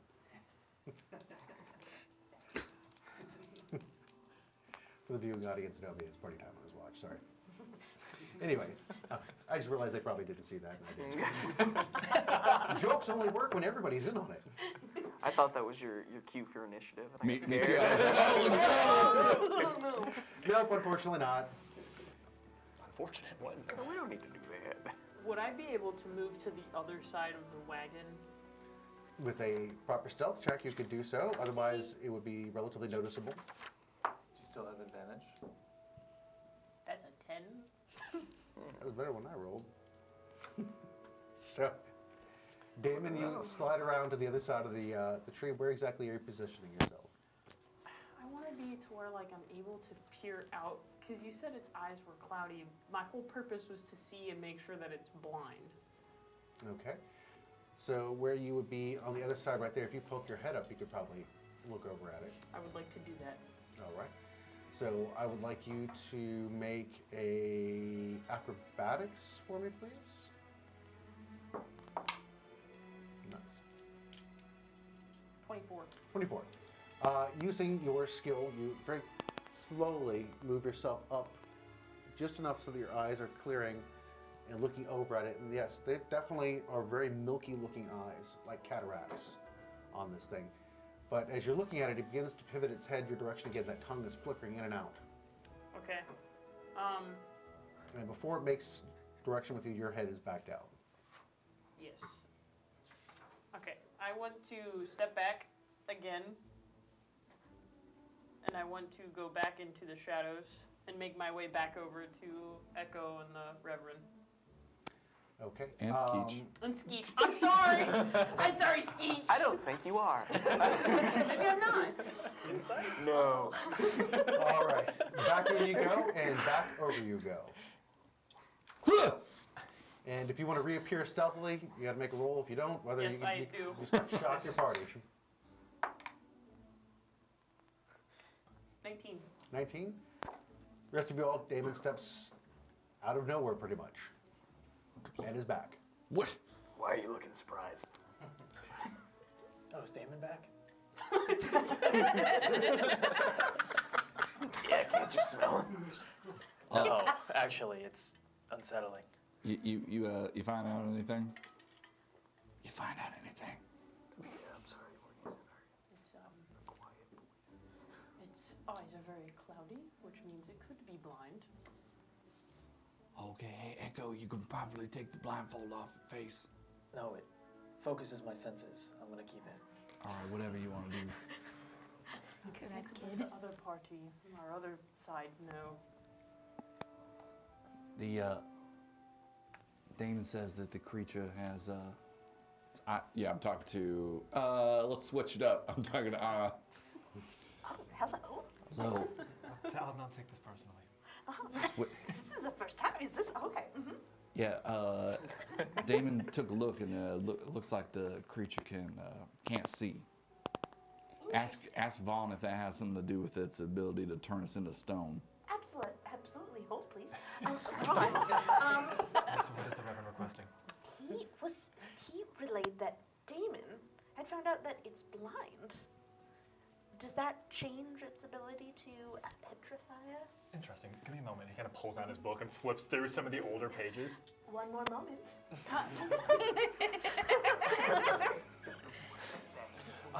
Do I know anything about this? You have no idea. You didn't. The one that you encountered had perfect eyes. Okay. They were that red Beautiful. glowing eye. Oh no, it's not beautiful. Very unnerving. They were The right very piercing. And so you don't know what cataracts might do to this thing, except for maybe make it very difficult for it to see at a distance. Reads through his notes. Pass on to the Reverend that there's no way we can confirm that 100%. As far as we're concerned, simply having the eyes still within its head can be enough to power it. It may have more trouble seeing us, yes, but if we're still catching its glance, there's a possibility that it could still work. Okay, excellent. All right. Thank you for holding. And then I relay the information that I shared. Yeah. All right. Well, Damon, did you look at it in its eyes? Did anything happen to you? I mean, I didn't look at it in its eyes. You just looked at it in its eyes? Oh, I see. Okay. So inconclusive. I'm gonna try to sell this again. It might have a harder time smelling us if the air was smelling of burning things, maybe fire. I cannot condone lighting the forest on fire. Oh, that's collateral. basket It's not my slips back intention. over It's the- just going to happen. To the other side. Now it's on Vaughn and his party side. Beautiful.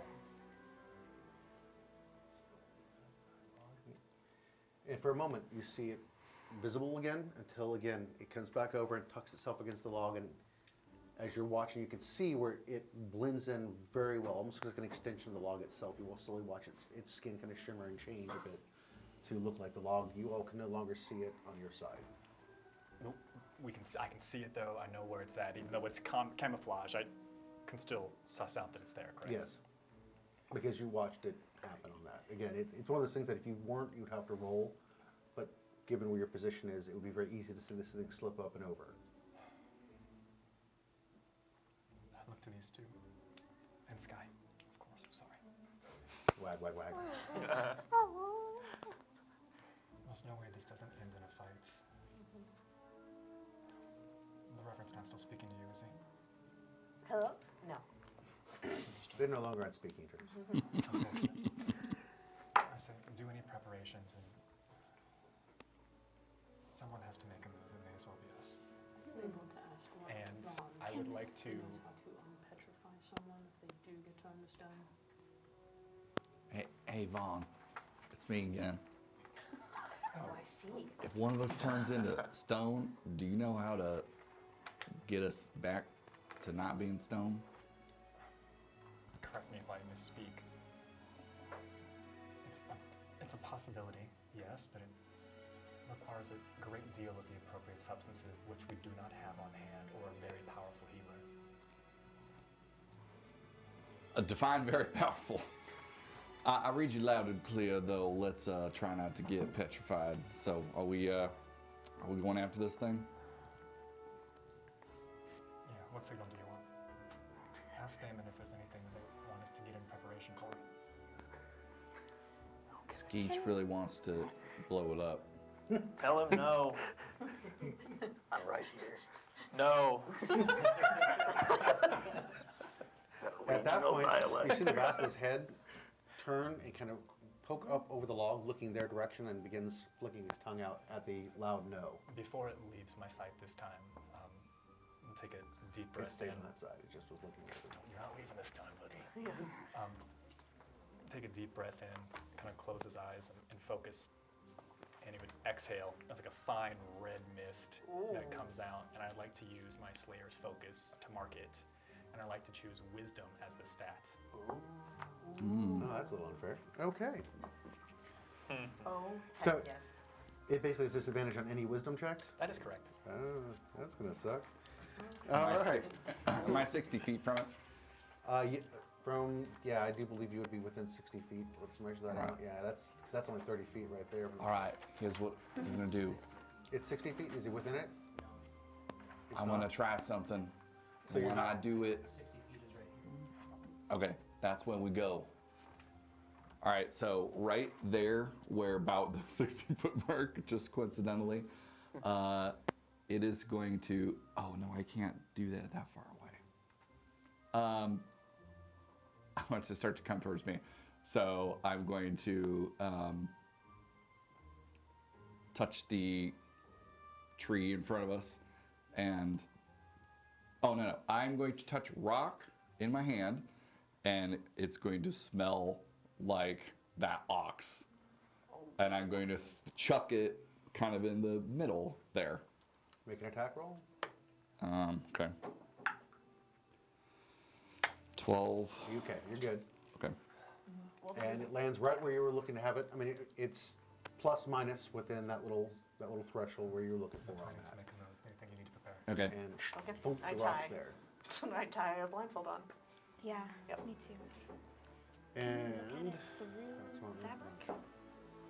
It's not okay, advised. it does take the bait, but ever so slowly with its senses on alert, you can see it now slink back over to your side and begins creeping towards the rock. So right about where he threw that rock is where you want to move that over. Okay.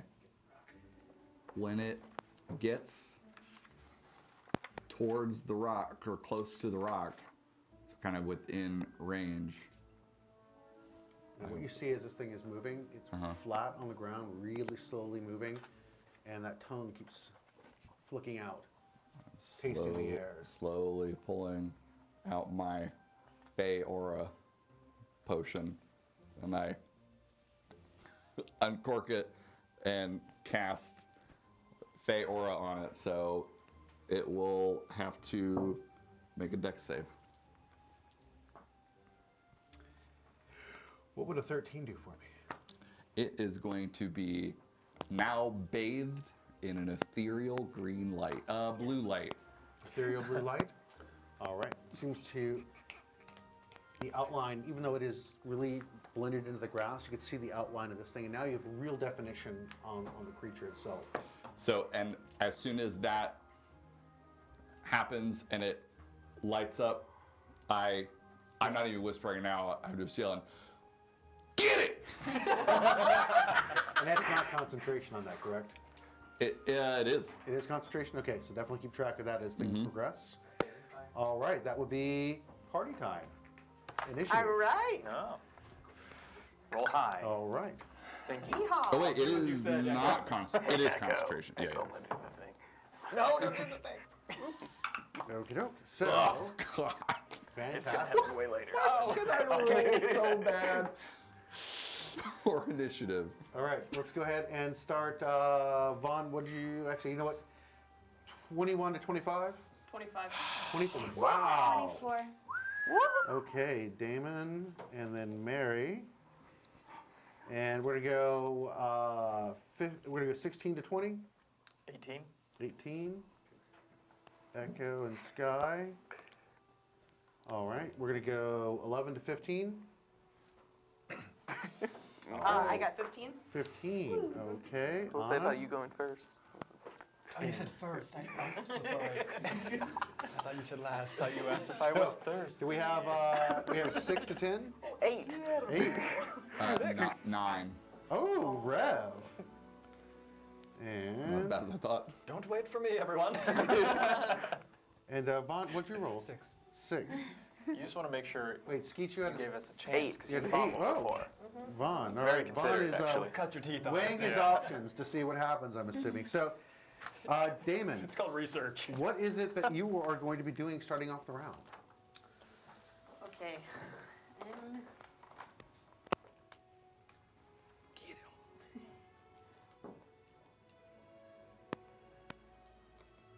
all right. I want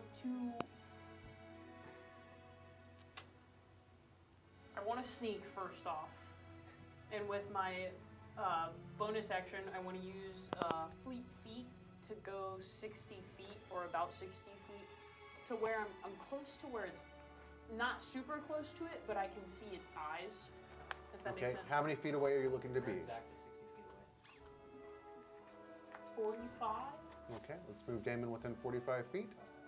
What was your stealth roll? Oh, let me roll that. 20. 20? All right. And That beat then- the pre-roll that I had, so I figured something like that was getting ready to happen. Sweet. And then I would like to throw one of my daggers at its eyeball, and I want to use a certain feat that helps me with this. Okay. That is going to be a difficult target, so that is going to raise the armor rating on that. So go ahead. That's not okay. Yeah. Oh no. Shnikes, okay. I'm gonna assume a 9 doesn't hit. The dagger, you see it flip out, and just as it is about ready to make contact, the head kind of twists over and it just flies by and sticks in the log behind it. Lovely. The tongue's flicking out as its head whips around a little bit there. Since I still have, 15 feet, I just want to move back a little bit. 15 feet back. All right. Yes. There we go. What is Damon's actual 30 feet at this point? Because he was 45 months. Yeah, so 30 feet away. Yeah, that's all I can do now. So we now shift to Mary. Okay. The Basilisk will not be engaging with anybody this round. Your first round is free on this thing. All right. Well, the first thing I would like to do is deafen it. And what save do I need to make on that? I'm sorry? What save do I need to make? A Constitution. All right. And what is your DC to beat on that? 14. 14. All right. As you invoke the prayer, there's this thunderous boom. Now, it doesn't affect all of you the same way that it would affect the target itself. You recognize it, but it does not deafen you all. You can kind of feel the reverberation. It's powerful, but it does not deafen any of you. You cannot tell whether it has affected this creature or not. Okay. Because it's hard to tell. It has not seemed to react to it. Okay. I'm going to move. How far away am I from it right now? You are, what, about 45 feet away? 50 feet away? Yeah, about 50. About 50 feet? Okay. I'm going to go about 30 feet forward, and I'm going to throw, I want to chuck a big rock at it. Are there any, boulder, big rocks? You know what? Given that this is a wooded area in a relatively northern environment, yes, you can certainly grab a rock as you're moving along. All right. I'm going to chuck it. Yes, there's a nice sized rock that you can pick up along the way. Oh, nice. Okay. Good for skipping. No. That's a 24. It wasn't a boulder. All right. Get some buff, okay? 28. 24. And so, as you see Mary trucking up, she's got the shield in one arm, and she just reaches down and grabs this rock. I mean, it's a nice sized rock that she picks up. Looks to be, something pretty dense and heavy, and just whoom, and wings, and you watch it over the top of the log there, and makes this conk sound. I'm assuming on the other side, because what did you roll again? I rolled a 24. 24, yeah. So that more than beat the AC. It bonks this thing on the head. Damage, please. 8. 8 points of damage. All right. So the basilisk takes 8 points of damage from the rock, and kind of shakes its head and whips it towards that direction. They're looking very confused. And any other actions you've got this round? I do believe that's your movement, attack, and a spell. So I think I'm good now. All right. Moving down the line there, we have Echo and Sky, one from each side there. So how far away am I from the big lad? 55 feet. 55? Actually, more like 50. Okay, well, I have 40 feet of movement, so I'll move as far forward as I can. And Sky has 50 feet of movement.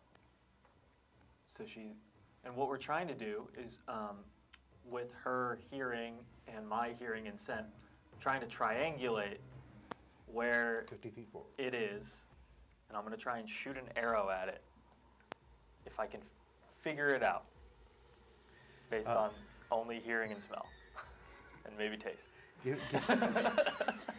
Draw back. Give me a wisdom check, please. That'll be a 18. 18. Okay, you are not rolling with disadvantage then. So go ahead and make your regular attack roll. Okay, so I'm drawing an arrow. Are you using your hunter's mark like you had talked about? Yeah, but I have to hit to do that, and I do not do that because I rolled a 2. 2. Oh. All right. You fire the arrow off. I got you. And it goes sailing over towards your old direction. But it doesn't hit you, but you're like, oh. And I can sense through Sky's perception disappointment, and she's gonna try. Is she close enough to hit? I don't believe so. She moved her max 50 feet unless you wanted to dash, but then she would not be able to try. 5 feet away. Okay. That she'll just stay there then. That's fine. And with my bonus action, I'm going to try and tap into the area and reach down and touch the grass. And wherever I think it is, I'm trying to bind it. Okay. So a 20-foot square centered on a point within range. They must succeed on a strength throw, and if they're large, they get advantage on this. All right. So, Large or bigger. what is the total to beat on that? I believe a 13. That would be a 16. Okay. Then So you see the roots and stuff reach up, get it on the creature, and it, as they are trying to entangle it, it's just not gripping on the scales of the thing. It's just kind of sliding right off of it. It just doesn't quite get the grip on it that it needs to. I'm just going to rip off my blindfold in frustration. Oh, okay. And I'll end my turn. Anna, you would be up. All right. Would I know that it's what Mary spelled it to deafen it? Would I have any idea that it might be deafened? We talked You about could go it. Yeah. ahead. I talked about it with That's you true. guys Okay. earlier. Okay.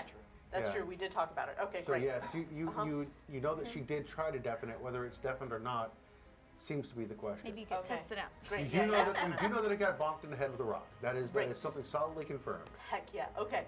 I would like to move with it. Use my full movement to try and get within 30 feet of it, at least. Great. Can I get? How close do I get to it? Sorry. 30 feet. So sorry. So 30 feet will close the Yeah. gap. Great. And as I move forward, I'm going to call out to it. And I'm going to say, you and I may have met in another life, and perhaps it's fate that led us here together. So come, let us do what we were always meant to. And I'm going to cast Compel, and I'm going to use my divine action to cast Compel Duel. Oh wow. Yeah. And I'm blindfolded. And I'm going to hold my action till I hear it within my range. Yeah. All right. So Yeah. you okay. truck right at it, and its attention flicks immediately towards your direction. Yep. The tongue's flickering in and out, Yeah. and it is looking your direction right now. Great. Okay, and it has to make a wisdom check. Oh. DC 14. It's your Is it a saving throw? It's or- a saving throw. It has to make a your saving thing throw. is giving it the disadvantage on the wisdoms, correct? No, it It was For Bond's thing, it's not saving throws. Okay. Okay. It's only ability checks. Yeah. Ability checks. Okay. So it's not death. No, I don't know. Maybe. Yeah. Third time tonight. Oh. I Okay. said it looked right at you. Okay. All Oh, good. right. Okay. It fails. Okay. It fails. It is definitely Great. engaged with you. Okay. Fantastic. Then I hold my action or I hold my attack till it's within range. I do believe. Get over here. No, it is not. Okay. You come here so I can hit you. And moving on down brings us to. Oh goodness. A It's so Rev, sad. right? Yeah, it's Rev at that point.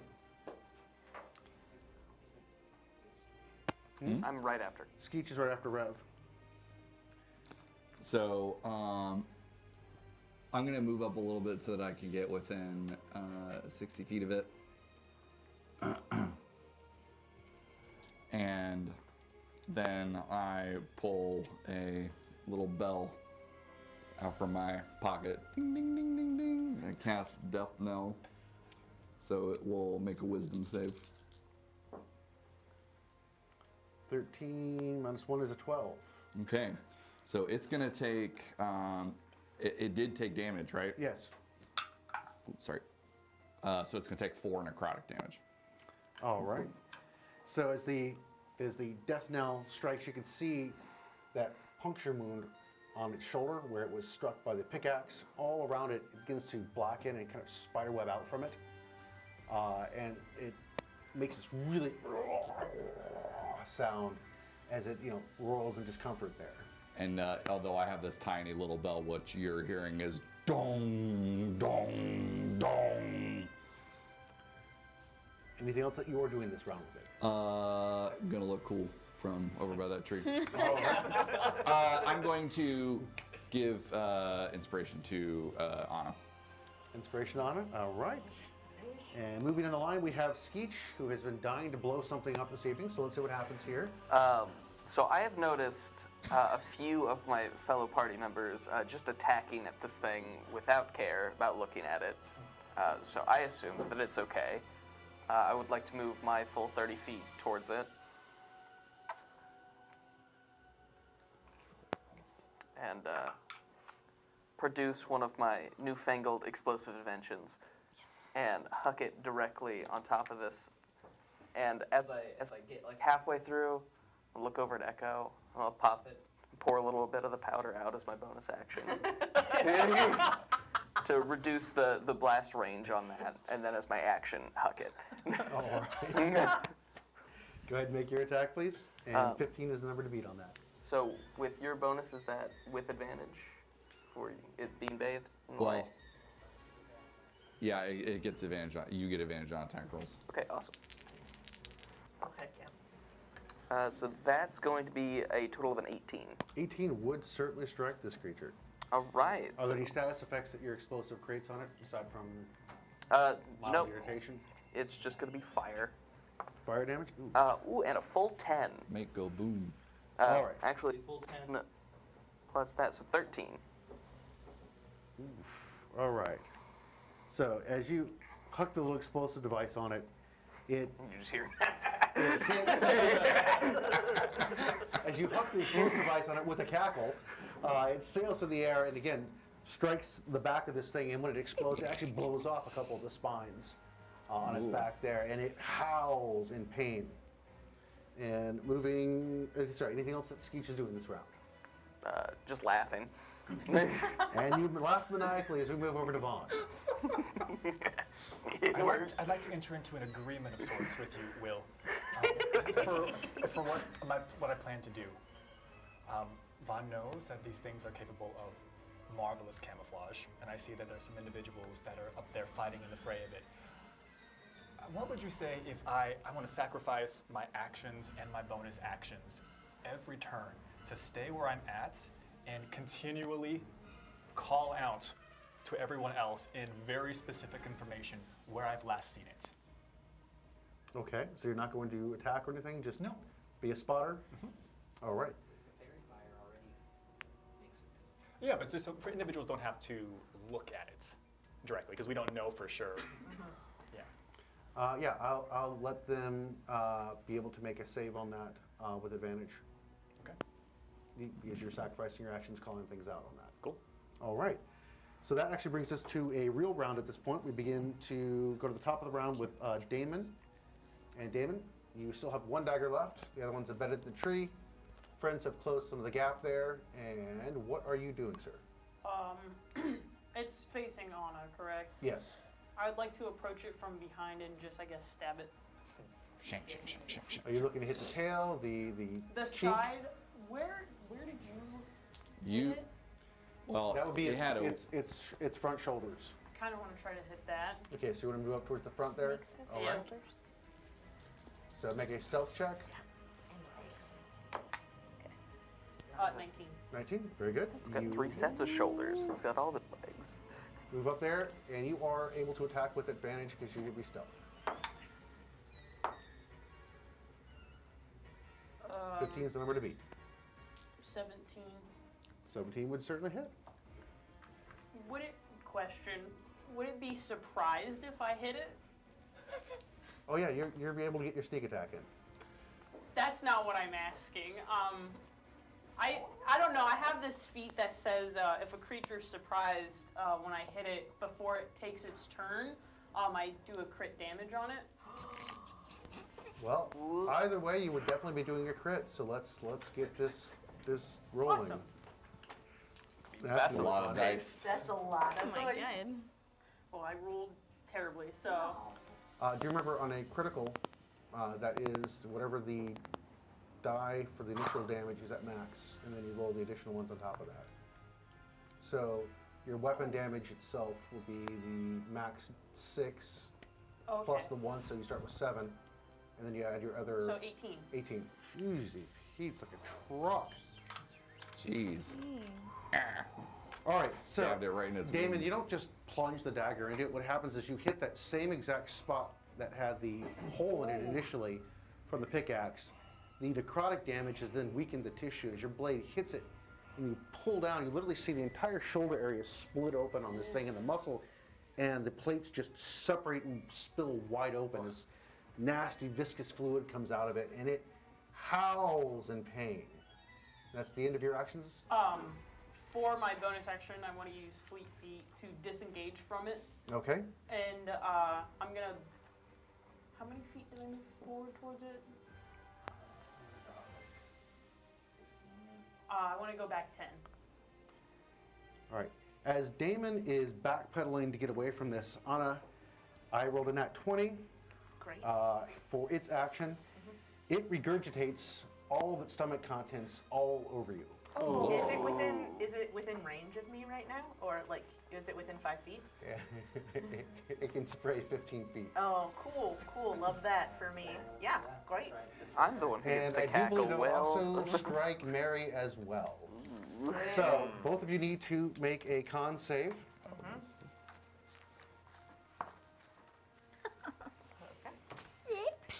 That failed. It's like your Okay, off healer that's might be a do its off healing here in a minute. That's a 22. Man, Anna just tanked. Whoa. Anna, you just sit there and it just splatters all over you. Again, you've got pieces, parts of the victims that this thing has eaten. Oh. It splashes all over Mary, and Mary just goes, "Hurrah!" and is just emptying the contents of her stomach as well from the reek. And you will be at disadvantage for the rest of this round. And it then proceeds to move 50 feet towards the tree line. I think it's gotta attack me. I think it has to attack because I have compelled. It has a special creature action. No. That's what that was. It emptied its stomach contents, allowing it to actually move at some speed, and is beating feet away from you. Okay. It does not want to die. So, yes, that is all it can do during this particular turn, and we move down to Mary at this point, who is currently wretched. Okay, so that's all. Is that all I can do? Is puke? Anything that you want to do is pretty much at disadvantage this round. I mean, you can try to go do something, but again, you are coated. It is the most foul-smelling substance that you have ever encountered, and you've been around some gross stuff. Would it be at disadvantage or would it be normal because of the thing that the Reverend did where we had advantage on the attack rolls? With the fairy fire, Yeah. like her attack, Yeah. the action of what this creature's power, its ability does, it switches it to disadvantage. It doesn't affect anybody else though. It's only the targets that failed save. Okay. Well, I'd like to attempt to hurl another rock at it as it's running away. Very good. Take that. Go ahead and roll with disadvantage. 15 is the number to beat. Okay.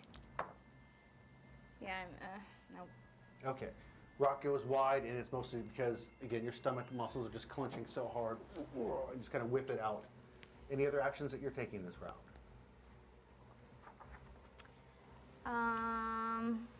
I guess not. Okay.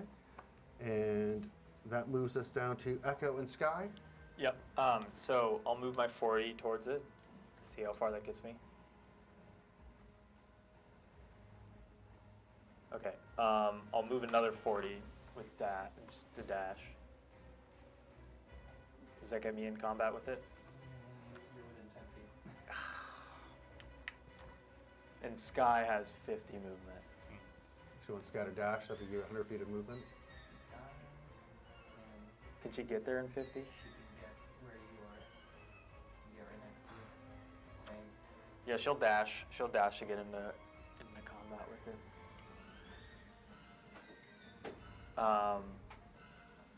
That's my turn. All right. So fast. Not fast enough.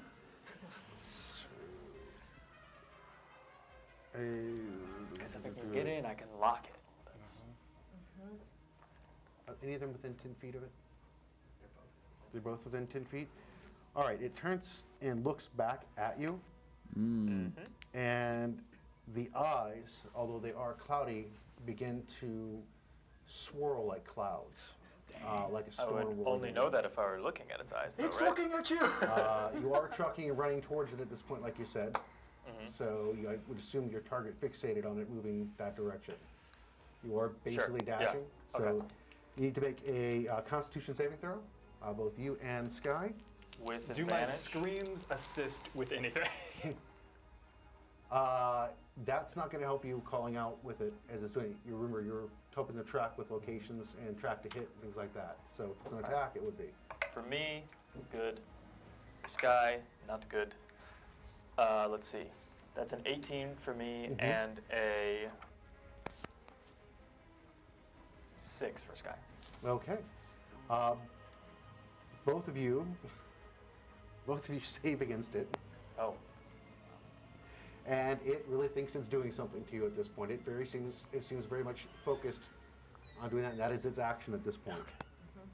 We move down to Anna again, who saved. Yep, I'm booking it towards it. Yeah. Okay. I'm gonna have her. I was wearing a blindfold, and I've heard everyone running, so I'm just gonna rip off my blindfold with my bonus action and run. And I assume I need to take the dash action to get within melee. Is that true? Okay, great. And then I will just hang out there. Yeah. And again, because of what Vaughn is doing, when you guys do decide to engage, you will be able to attack with advantage. On Wonderful. Okay. that. All right, and that moves us over to Rev. I call out. We're trying to catch it, not let it get away, right? Yes. All right, I'm going to run, so dash as far as I can towards it. 60 feet. Yeah. And as I'm running, I'm like, wait, we're not done with you yet. And out of my pocket, I take a small piece of fleece, a small black piece of fleece, and I pull it, and it becomes a big black mass that engulfs the beast. What's the saving throw on that? Intelligence. No. Well, that's definitely a strong suit. What would it? It's going to break my fairy fire. So the fairy fire dissipates. What does the black mass do to this thing? That was a 4 for it. Nothing that anyone else can see, but in its mind, it is now having a vivid nightmare. I assume that it can't see, so this is purely a auditory and touch. It is feeling that the several concordance knights or whoever with pikes are stabbing it repeatedly, and it's chained up. Does it do any damage with the attack? Yeah, it's going to do a d6 of psychic damage every turn. I feel bad about this, by out of character. So it's going to start with 6 psychic damage. All right. As you invoke this nightmare, the creature stops looking over at Sky and Echo and lets this sad whimper out as it curls itself up into a ball and then just kind of collapses. And you can see that the chest heaves a couple times and then goes still. And there's this, again, really sad little, and it stops moving. I see that, and I kind of stop. Well, we did it. Have you At what always cost, had- Reverend? Have you always had the death blanket? Look, we did what we set out to do, all right? You don't have to like the methods. I don't see a difference between... Just don't put that with the regular blankets. I don't see a difference between what I just did and throwing an explosive at it. Vaughn walks over to you, takes some time. I think I'm still pretty far away. I think, regardless, you did a great service, even though if it was trying to escape. There's no telling where it was going next or who else would have hurt. We couldn't let it get away. We saw it. It seemed like it would be prepared to eat again, and we saw what it does when it's hungry. I'd like to, as they're talking, I'd like to walk forward and kneel down and close its eyes. All right.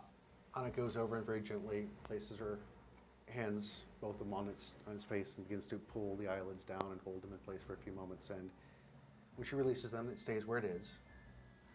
Strangely enough, it actually does, at this moment, finally look like it's at peace. Are you all doing anything else? Feeling real bad. Just gonna walk on my way up there. I'd like to pick up some of the spines that I blew off.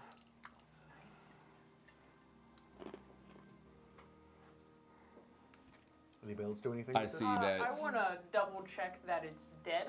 Like, actually dead. Just, making sure a little bit. Are you going to go over and give it the double tap? Yes, I will be the jerk. I will stab it again. All right. How would you like to do this? Same mark, just stab it.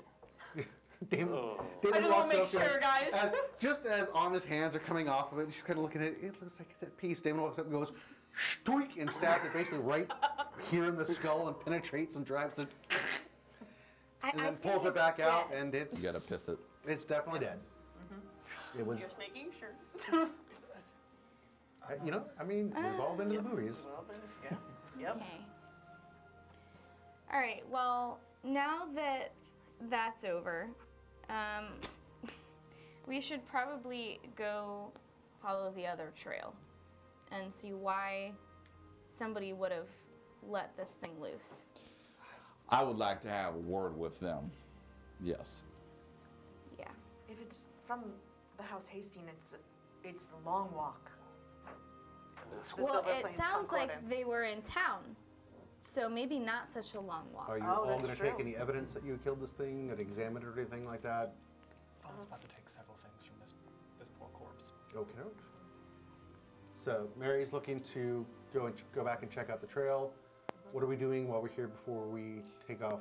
I'm gonna hand the vial of acid to Skeech. Took this from its saliva. Looks like it's inert, but maybe you can do something with it. So you're going to attempt to get some acid out of it? I already did from the house. The house. Oh, the house? Okay, yeah, well, that's, again, it was neutralized at that Yeah, point. So but I'm just, maybe he can use it for something. I'm Right, handing it to okay. Skeech. I didn't know if you were Definitely take trying to that. harvest some from it now or... I'm going to be assisting Vaughn with whatever dark deeds are about to occur. Can, All right, Vaughn, can what I is get it? a little clean over here, Reverend? Look away. Oh, yeah, that's right. Oh, yeah, so I go over to you, like, How close are you getting? to her. Mm-hmm. Close enough, You have to touch? within 10 feet. Within 10 feet? Okay, if you're within 5, you will have to make a Constitution save. Oh. Both her and Anna are just repulsive. And just... I pull a kerchief. Welcome to the I pull a club. kerchief from my kerchief from my Sky's looking pocket, confused and backing away. and I make it smell like a beautiful rose, and I put that over my nose. That's legit. That works. Woo, you all ripe. Yeah, maybe you can fix that. This is gonna take a while, so I start cleaning her gob one section at a time.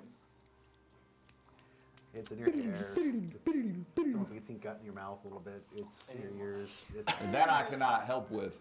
You're gonna have to take an old-fashioned bath. don't worry, Anna's right there with you. You all might want to take some time in town at one of the baths there. I'm All right. making sure to avoid you. Vaughn walks over to the creature and looks over to you. I understand it was a very respectful gesture, what you've done, but there are some important aspects we can take off this poor creature. That's no longer going to serve it. Of course, of course. Why shouldn't it serve us in death as it served them in life? And I'm gonna get up and walk away. Hey, Vaughn, And what I are let you- that roll right off my back. What is it you're looking to do? You Three and Skeech. things. Okay. I want to take the lethal tail spikes off. I want to essentially gut it and throat it appropriately, because I know that the acid comes from a sac somewhere in here. I also want to remove the eyes. All right, go ahead and give me a medical roll. You and Skeet, your work, actually. I've scrubbed in, doctor. I would say, no. Do you need any glass bottles? I would say use survival. Please. Use survival. You helping, you say? Mm-hmm. It'd be a nat 20 for 23. Okay. As you begin to do your dirty deeds, you actually stop a couple points because there are things that you notice about it.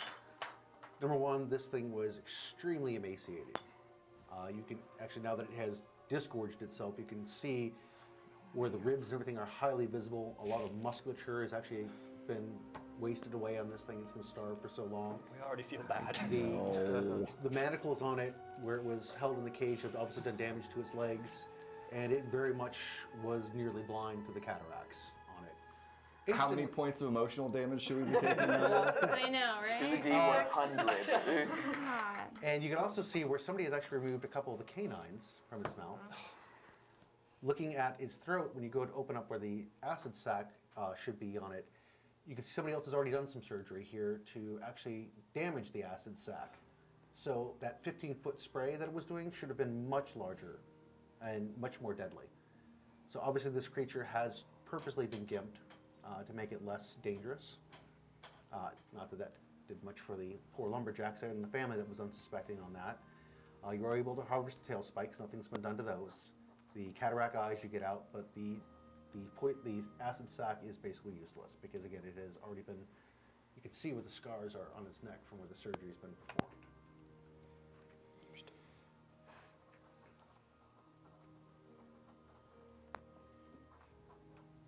Sorry, all my notes. What's the verdict, Doctor? It seems they've done arguably worse things than we've done to it. At least we had the dignity of killing it first. It seems they've already done this while it was alive, to reduce the threats that it posed, I imagine. It sounds like, based on what you said, Anna, that this is in keeping with the character of the folks from the Concordance. I presume At least some of them. I presume it was probably for training purposes. What did you mean? Did you mean something when what you said to it? She flexes her hands in her gloves and kind of rubs her wrists, and she's like, just believe me when I say that I wish to see that house fall.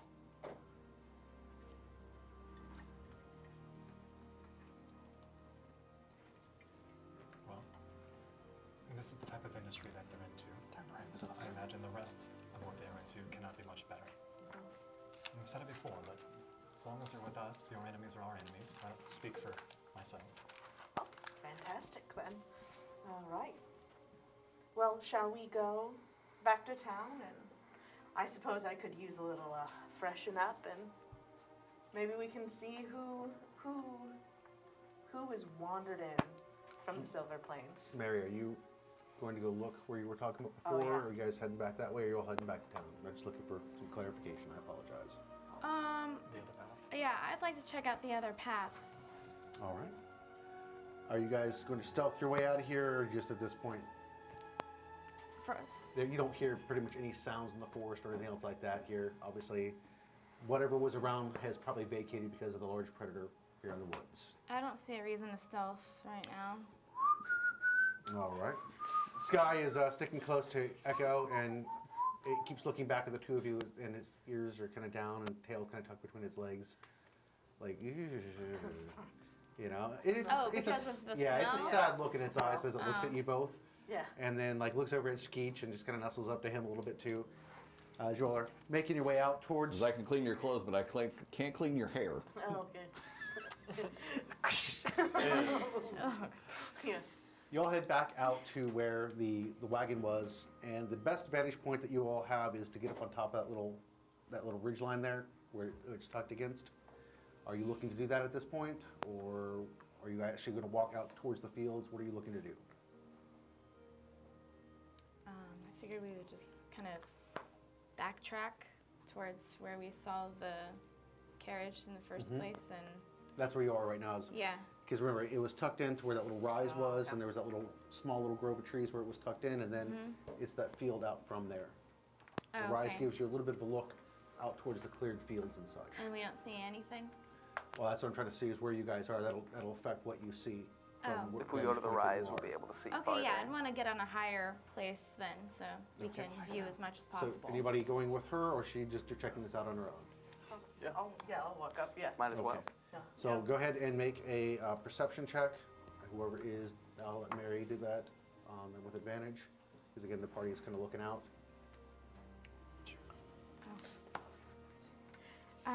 That's a 16. 16?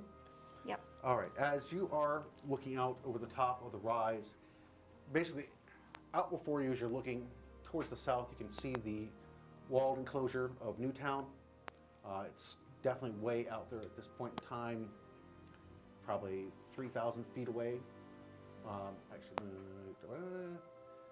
About 4,000, actually 4,000 feet away, about a mile, somewhere in there. Okay. Looking out, you can see, again, where over the centuries, the forest has been cleared back and various fields have been enacted. There's small stone walls and things like that that are here and there. There's the graveyard that sits outside of town to the north of Newtown. There are also several farms where they raise the oxen and things like that that's owned by Lord Arundel. And then just past where the farm sits is another rise, and there is a rider on top of a horse sitting up there. Can I use your spyglass? Whose was it? Is yours? Can I use your spyglass? Absolutely. Okay, thanks. Hands at the wrong direction. All right, go ahead and give me a perception you mean the check, right please. direction. An advantage My still? spyglass. Yep. Yeah. Because the spyglass will certainly help you with that. Yeah. 17. 17.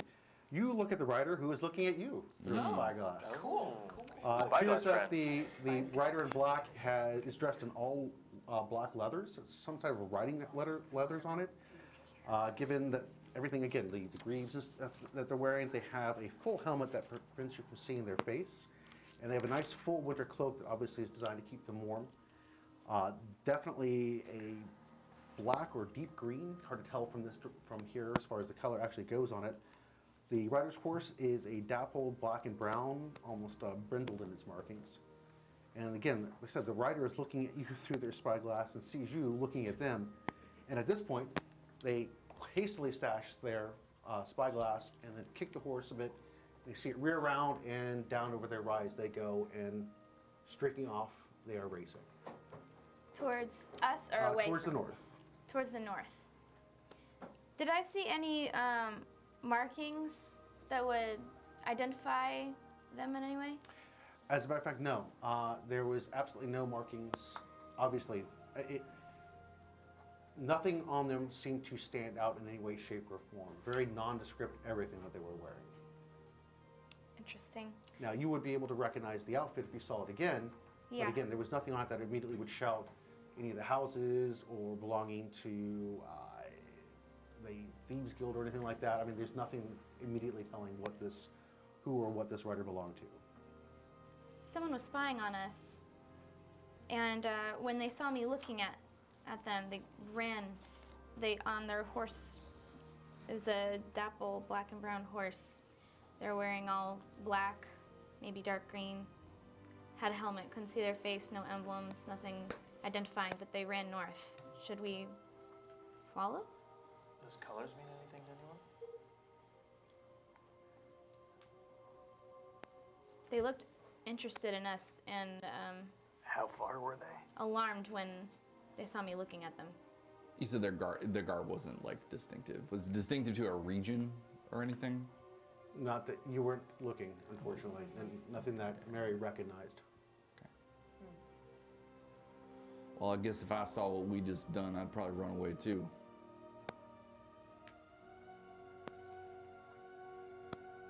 Well, it's interesting to me that they were watching us in the first place.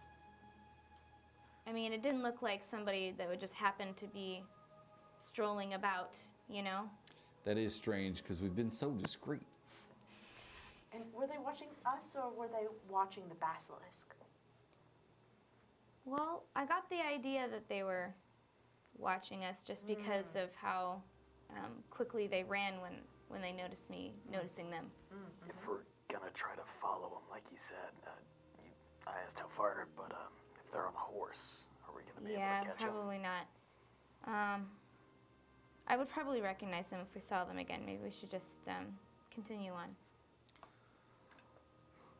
So many enemies that we keep making. Brings up my question: where are the authorities here in Newtown? That's Plots a it. good question. Why are we always the one that they call for help? It's oftentimes the group of individuals who respond to actual concerns of the people that fall into these roles. Elected officials, that's a position. It seems we're the only ones that actually care about these people here. Well, I wonder if it's more sinister than that. Even you were about to say something. I apologize. I just feel like there must be more going on. Like there must be more going on. Well, we know that Captain Theot and who is this person? I have to ask. The one who was tasked the little urchin boy to chase us. Theot and the Grey. I know the Grey. I shared previously that I was familiar with the name Theot. They previously served as a guard captain. Well, the captain of the guard is somehow in cahoots with a high-ranking member of the Thieves Guild. We have people from neighboring nations releasing monstrosities to eat the townsfolk, and ain't nobody but us seems to be doing much about it. How could Wyatt let this happen? Wyatt? Lord Arundel. Lord Arundel. How could he let, yeah. Do you know this Lord Arundel? In another life. Well, What do you mean by that?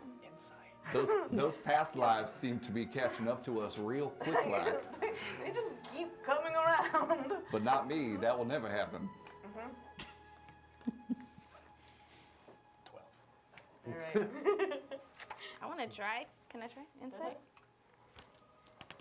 Insight. Never mind. Oh, that's a nat one. Ooh, I believe you. seems I legit. have nothing. Yep. Wow, that You guys was- heading back to the lumberyard to let them know? Yeah. Yeah, did we collect something that would be proof of that we dispatched it? Yeah, I would say so. I'd say so. If they're unhappy with this, then He's got eyeballs, tail spikes, and he's got some back spikes. I have so- some acid That'll probably do. Me too. Yeah. in my hair. And yeah, I'm sure one quick smell of both of them would indicate. Yeah, proof is in the pudding. I don't think it's pudding. It does seem to me like there are a lot of forces at work here trying to keep us out of the city. And I don't know if that's just me being paranoid, but there's a whole bunch of warnings and things about what's in the city. Yet it doesn't seem so safe out here either. You seem that That way, is a don't great it? idea, Echo. We should stay out of the city. I don't have much information. I apologize for not sharing more earlier in the day, and I hope you can appreciate I was holding some things close to my chest. I've connected with some confidants here in Newtown, and they've been able to explain that there are additional eyes on us beyond just the scope of the civilians that have been watching us, enjoying us. Delightful. And I cannot help but think that the Concordance being involved seems to be too many coincidences. What do they want with us, though? And that's a marvelous question. But, and I'm not trying to air our dirty laundry, so they say, but I'm starting to believe that what Versigalis Rex has been mentioning seems to hold more true than maybe we all wanted to believe. We're poking into things that turning over logs that ain't been disturbed for a long time, so to speak. I'm curious if Versigalis Rex pulled strings to get us specifically brought together. Oh, there's an unsettling thought. Yeah, that. I have some reason to believe that might be the case. I wonder if we could find someone high-ranking in the concordance that you saw at the bar, perhaps, and confront them. If it's truths you're seeking, we may be able to assist with that. Looks over to Hana. Yes, let's talk about it while we head back. Maybe a subtle approach also could be, you know, just information gather, see who's here. Yeah, that sort of thing. Gather allies in town. Yeah, absolutely. What allies do we have, though? Unfortunately, I think. Now, you all know that I have trust issues, but I think that what you see here, these are the only people we can trust in this town, except for your contacts. Please, I imagine we all have connected with individuals since we have been here to certain degrees. I'm a stranger You've in this. connected with us, Skeech. I'm a stranger in this town. I've never been here before, so it's just all you. Really? Because before you leave, didn't you mention Deception, that please. you were trying to avoid Lord Arendelle? I'm just so Deception, please. curious. Or performance, your choice. We'll go deception. I'm not saying one way or the other. I'm Great. just saying that he has a chance to try to diffuse that. That'd be a 22. Sounds legit. But And wait, you know the but gray. but you said before when you left that you wanted to avoid certain people that you had met here. So I'm just trying. Did you meet them other places? I know you're very well traveled, so I'm just so curious. I just want to make, he's a nobleman. I just want to make sure I haven't accidentally swindled him or something like that. Certainly never met the man.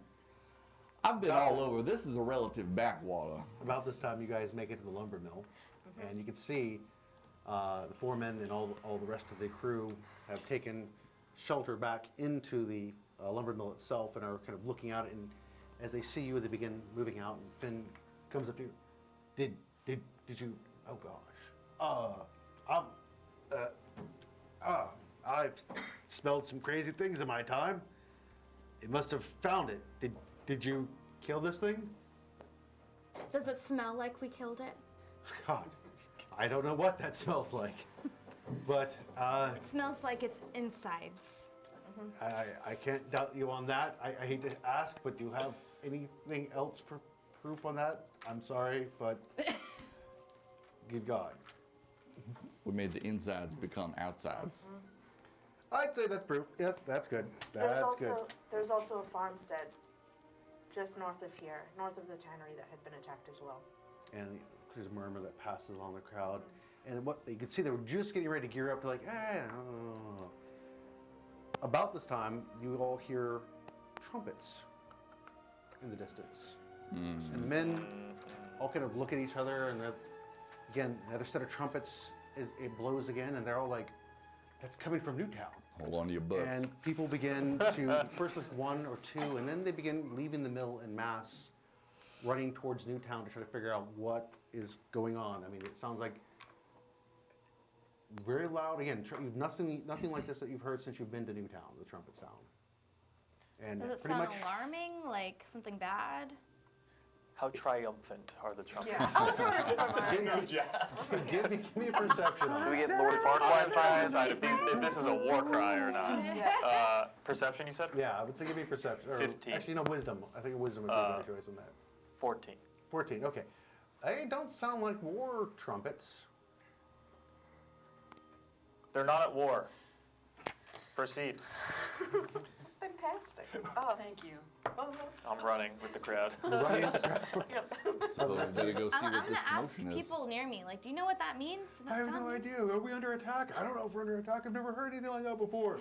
There's, again, very much general confusion, and given the panic from the attack that they just had with the dragon, it seems they're all freaking out about their families at this point, trying to head back towards Newtown. As you all are racing with the crowd itself, returning back using that Traders Road, there's a crowd that's already gathered at the T intersection, and that's one where it leads off the main road and into Newtown itself. And now you hear the trumpeting much louder than it was before. And through the crowd, just over them, you can see on horses there are bannermen that are coming down the Traders Road from the north. They're heading south. Oh no. And you see literally a column of several hundred soldiers moving down the pathway. There are mounted soldiers, there are a lot of footmen, and with them there seem to be a whole lot of support personnel and wagons moving along with it as well. It turns down and begins heading towards the gates of Newtown, and you're kind of carried along with the crowd at this point. And it basically takes you right into Newtown as the crowd's kind of pushing you forward. Now again, you're not at the front of the crowd, you're kind of merged into it, and the procession stretches itself even out of the gates of Newtown, just the number of men, and they flood up towards the Grievesman's office and the Great Hall. And at that point, there's another blast of trumpets, and the procession comes to a halt. Now, if you want, I'll give you a second or two to do some observations if you want to. Looks like Damon was trying to flag me there. Yeah, I want to hide. Just Roll with advantage. Oh, I already rolled. I got a natural 20. So Oh! Oh, wow. Wow! Yeah, you're so hidden, you don't even know where you are. The shadow realm. Get Damon off the board. Get him off the While board. he is hiding, I have chosen a townsperson who is, further along in the crowd. I have become them. So I'm just a poor dirt farmer. All right, you look very dirty and farmery. No, I'm using shapeshift. This is magical. Okay. It's not gonna raise itself. I'm gonna try and find Mary and point towards the soldiers and be like, do any of them match the person you saw? That's what I was actually going to ask if I noticed any. Go ahead, and anybody that's checking them out, give me a perception on that. Tell me what your total is. I'd like to see if I recognize the flags that are flying. I got Likewise. 18. Yeah. I got a nat 20 on that. Holy Nice. I'm going to try to blend in with Rolling my hot tonight. Yeah. You gotta be natural Well, there's 20. no secrets hidden dirty from you. dirt farmer. Okay, Give me the well, lore. Give me the paragraph. Send me the PDF. I'll basically just highlight these. What you do Spark notice notes. as Echo, as you're looking there, there are definitely two distinct sets of bannermen and soldiers. You can see one group within it is comprised of the banners from the houses of the Concordance, the three major houses of the Concordance there. You can also see that there's another one that bears a large rose crest on it as well. And the soldiers that tend to be from the Concordance look to be much better outfitted. Their armor looks to be much more rugged and durable and definitely a little more showy. Whereas the other ones with the rose, Vaughn recognizes them. They are very much directly the armor that would have been worn by people that would have been in the service of Granitegard. Also, you see that there is a wagon that looks to be a royal-style carriage, the way it's designed. There are several soldiers that are riding on the outside of it as well, obviously keeping guard whatever in there. Mounted on top of it are two massive weapons, crisscrossed on top of each other. You can see, again, as this group is fanning out, there is definitely a distinct difference between the military professionalism of the ones with the rose versus the ones that are from the Concordance. And also, riding right along next to the wagon is this brindle-colored horse with a rider in black. Is it a dapple black and brown? Yes, it's that dapple brindled look on there. It's bit number 2. At this point, the streets are overflowing hint. with people. Horse They're poking out of their windows. There is almost no elbow room anywhere. This crowd is gathered so tightly around the procession. And again, these people are frozen in this perfect military precision on there. At this particular point in time, you can see that the Grievesman has come back out of his office, and his men begin kind of pushing people and clearing the steps of the Great House and making sure they're moving the crowds away from there. And the Herald, obviously this man is definitely his position. You can see he's got this royal banner on him, the rose. It's beautifully decorated. He is sitting atop this beautiful bronze stallion, and he sounds his horn one more time, and he, hear ye, all citizens of the new kingdom of Granitegard. Rejoice, rejoice. After years of exile, your king has returned. And at this point, the crowd begins to just murmur across each other like, king? We don't have no king, we had a magistrate. What do we need a king for? He had no king in 12 years. Well, God, it's a miracle. Finally, somebody's come back. And the herald again straightens himself up. His Royal Majesty, King George, the Liberator, has returned to claim his lawful and legal birthright as ruler of Granitegard. All lands belonging forthright and subjects therein belong now to, and at this point the crowd you can hear, King George? Hey, wasn't it virtuous? That was the king? Wait, what, no king? Yeah, he's our sovereign. Wait, wasn't that his brother? He's got a brother? Oh, that guy? Wait, how's some foreign army coming in here and telling us this is our king? And again, the flip side of that are the people in the crowd that are like, King George?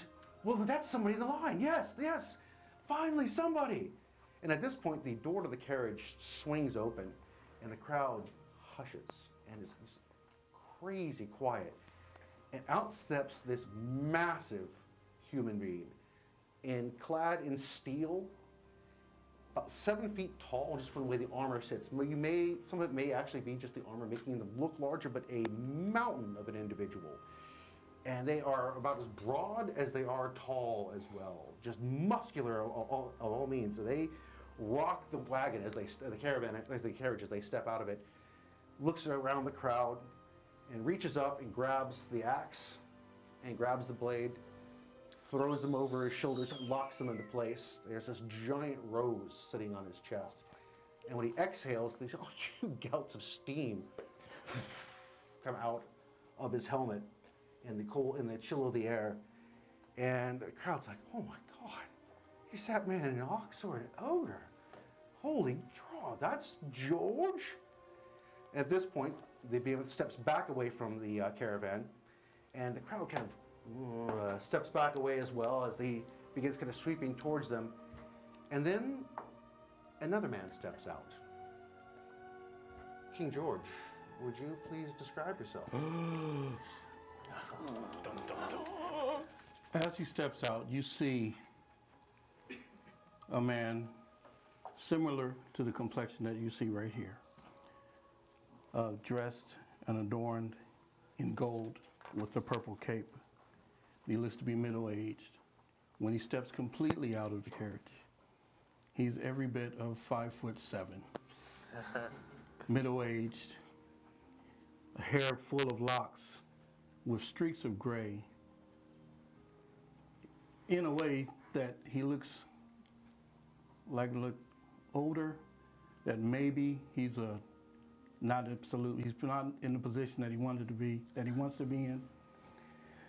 Doesn't look very athletic, doesn't look very soldier-like.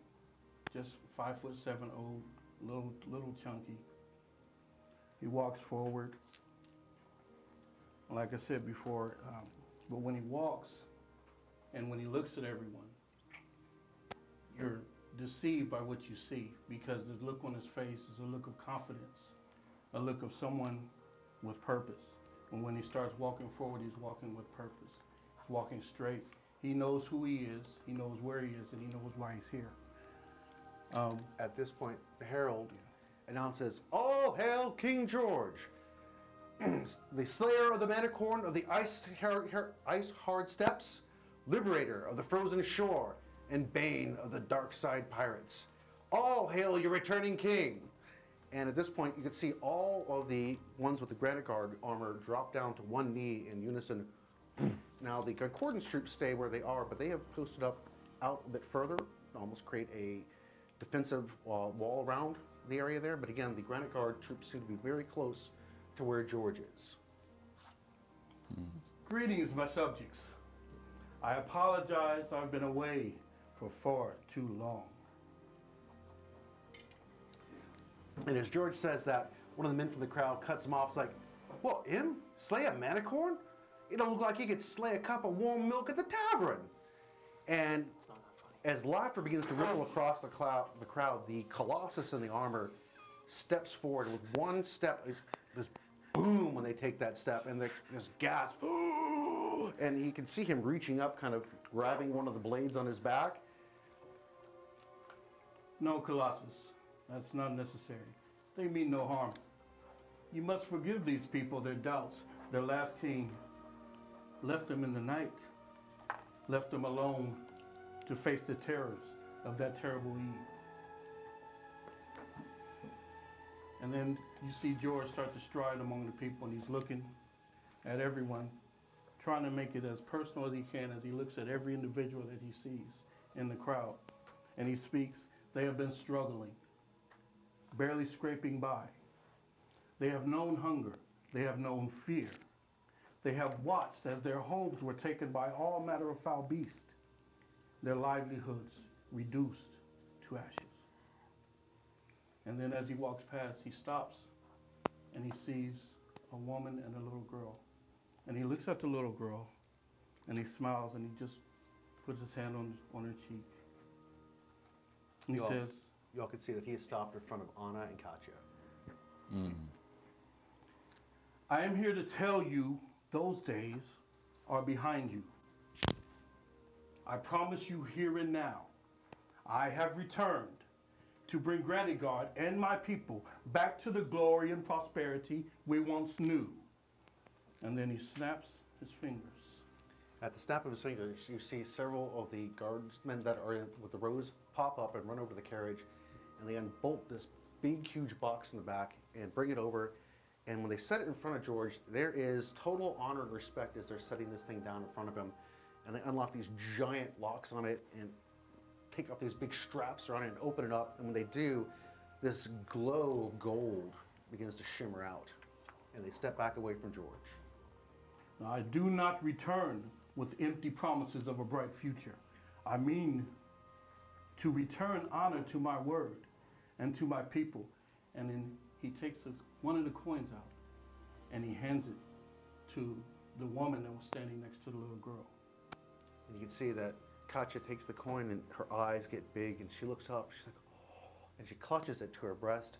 And one of the men in the crowd's like, hey, oi, Katya, how much is that? She's like, it's a 50 piece. And this gasp, just, oh, and now you can see the crowd is just glued on George at this point. There's one for each household sworn to the kingdom of Granitegard. Our generous neighbors to the north, the concordance of the Silver Plains wish to be our allies. They are in as much need of our timber and grain as we are in need of someone to buy it. And buy it they will, at twice the market price you have been getting from those scandalous traders from Anthera. The crowd loses its mind at this point and they begin cheering, George, George, George. There's much to do, many tasks before us, but fear not, my good people of Granitegard. You will see the fruits of your loyalty reward you handsomely very soon. I will speak more of it on the morrow. And with this point, you can, again, the crowd, even the doubters earlier that were making fun of him, are just swooning at this point. And there's cheers again, surging. His name is being chanted, and you can feel the crowd pushing forward, and the guards are kind of holding them back at this point. And George, you can see, is kind of waving to the crowd. The Colossus has moved in. The Herald is coming next to him. And then you see several other important-looking officials that are with him as well. And from the town, you also see that the abbot and the grievesmen are accompanying them as they step into the Great Hall. Now, while they have disappeared inside of there, again, the herald steps back out, opens up this little scroll. By royal decree of King George, all citizens of Granitegard are required to register with the abacus. After the registry, each citizen's household shall receive a 50 gold piece as a token of goodwill. And you can see that next to the herald is a table that's been set up, and this middle-aged individual in these black robes, little kind of crested hat that he's got on, and opens up a book. Have several of his assistants begin kind of forming up next to him, and he's got a pen and begins forming a line for people to walk up and write their name down and get their gold piece. And you can tell it's going to be a very, very long day for the abacus and his assistants. What are you all doing with the crowd right now? I'm getting in line. I want to survey like the alleyways and like the shadows to see if there's any unfavorable people watching. Go ahead. Can I just keep my eyes on the rider, the guy that was spying on us? I just want to watch what he's doing. perception? Same. It's a 6. 6. It's not your skill. It is the bodies in motion that make it very difficult for you to track what you're trying to do. You are certain people are watching. The problem is there is so much going on around you, so much activity, it is hard to pick it out whatsoever. But you do see that Pavis has gotten himself in line. Still alive. He's alive. Oh, Pavis. I'm right behind him. Well, I'm dressed. I am just a poor dirt farmer. I walk over to my person I've never met, Anna. Touch her shoulder. She will receive the blessing of the Reverend Goodberries, a man who I've never met. Oh my good. Oh, thank you. Okay. And I give you one of these. Let's resolve. Echo? 14. 14. The rider hangs outside for a few moments and then is looking across the crowd and locks eyes with you, Echo. And then turns around and walks inside of the Great Hall. What you do also do see with your observation, you can see that Zilda and Tom, and Big Tom and Little Tom, have turned around and are walking back the direction of the Red Valerian, pushing their way through the crowd to head back to where they're going. They were not getting in line for the money. I'll kind of grab one of them, probably Little Tom. Getting to them is going to be really tough. Difficult terrain, as I imagine a Nah. crowd is. Yes, it Does is not difficult slow me down terrain. if I dash. Oh, so. wow. Okay, go ahead Pass. and give me a acrobatics. Okay. Bobbing and weaving through the crowd. Flexing my mechanics, not my rolls. That's a 10. 10? All right. It is, you don't move as fast through the crowd as you thought you would, but you do end up catching up with them as they have exited the crowd. And again, they are moving back towards the Red Valerian there. And Big Tom stops and looks back at you. And Zilda's like, Echo, aren't you going to get in line to get some gold?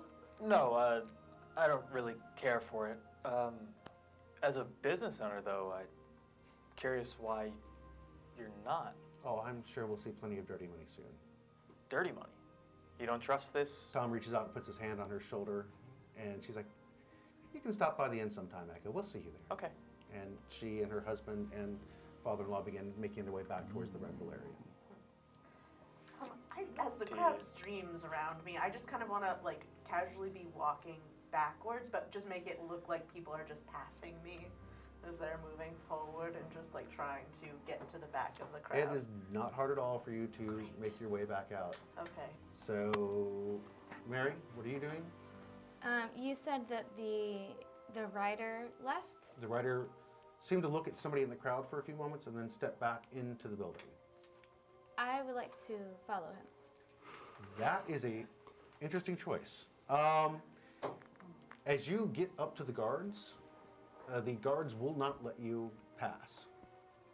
Like, as you start to come up close to where they are, one of the guards puts his hands out. He's like, that's far enough there, miss. He's like, this is currently off limits to the public. When the king opens it up for conversations, I'm sure you can register with one of his assistants, but for right now, that's it. At this point, you're also seeing the soldiers, the ones that are not taking up the guard positions, are now streaming into the barracks area behind the Great House. The procession is moving back in that way. Other ones have taken up various guard positions, and they are definitely not letting anybody into the Great House except for those certain ones that seem to have been authorized. I want to ask the guard who the rider is. That's one of King George's people. Okay. I guess I'll just leave. Move along, citizen. Move along. And let's see here. So, Skeech, you realize this line is going to be taking a long time. You keep getting kind of pushed further and further back as people are stepping in the way of the street urchin kid. Vaughn, what are you doing? From the moment that King George stepped up, Vaughn has been standing steadfast, eye contact locked, just listening, hanging on to every single word. And internally, I am perusing every corner of my mental Rolodex, from mannerisms to voice to any snippets of my memory. Can I place this man? Absolutely. The sovereign has a brother who was technically in line to be the sovereign, but the previous sovereign chose the younger of the two for the role, because the King George had a reputation around court of being a bit of a playboy, didn't quite take his role in polite society quite as serious, and while the other brother was, excellent military strategist, things along those lines, the father made the choice and actually usurped, so to speak, the regular chain, but it is within the sovereign's privilege as far as the hereditary line goes to choose from any of the offspring.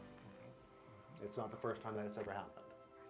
But technically, George would be capable of claiming the throne if nobody else was claiming the throne.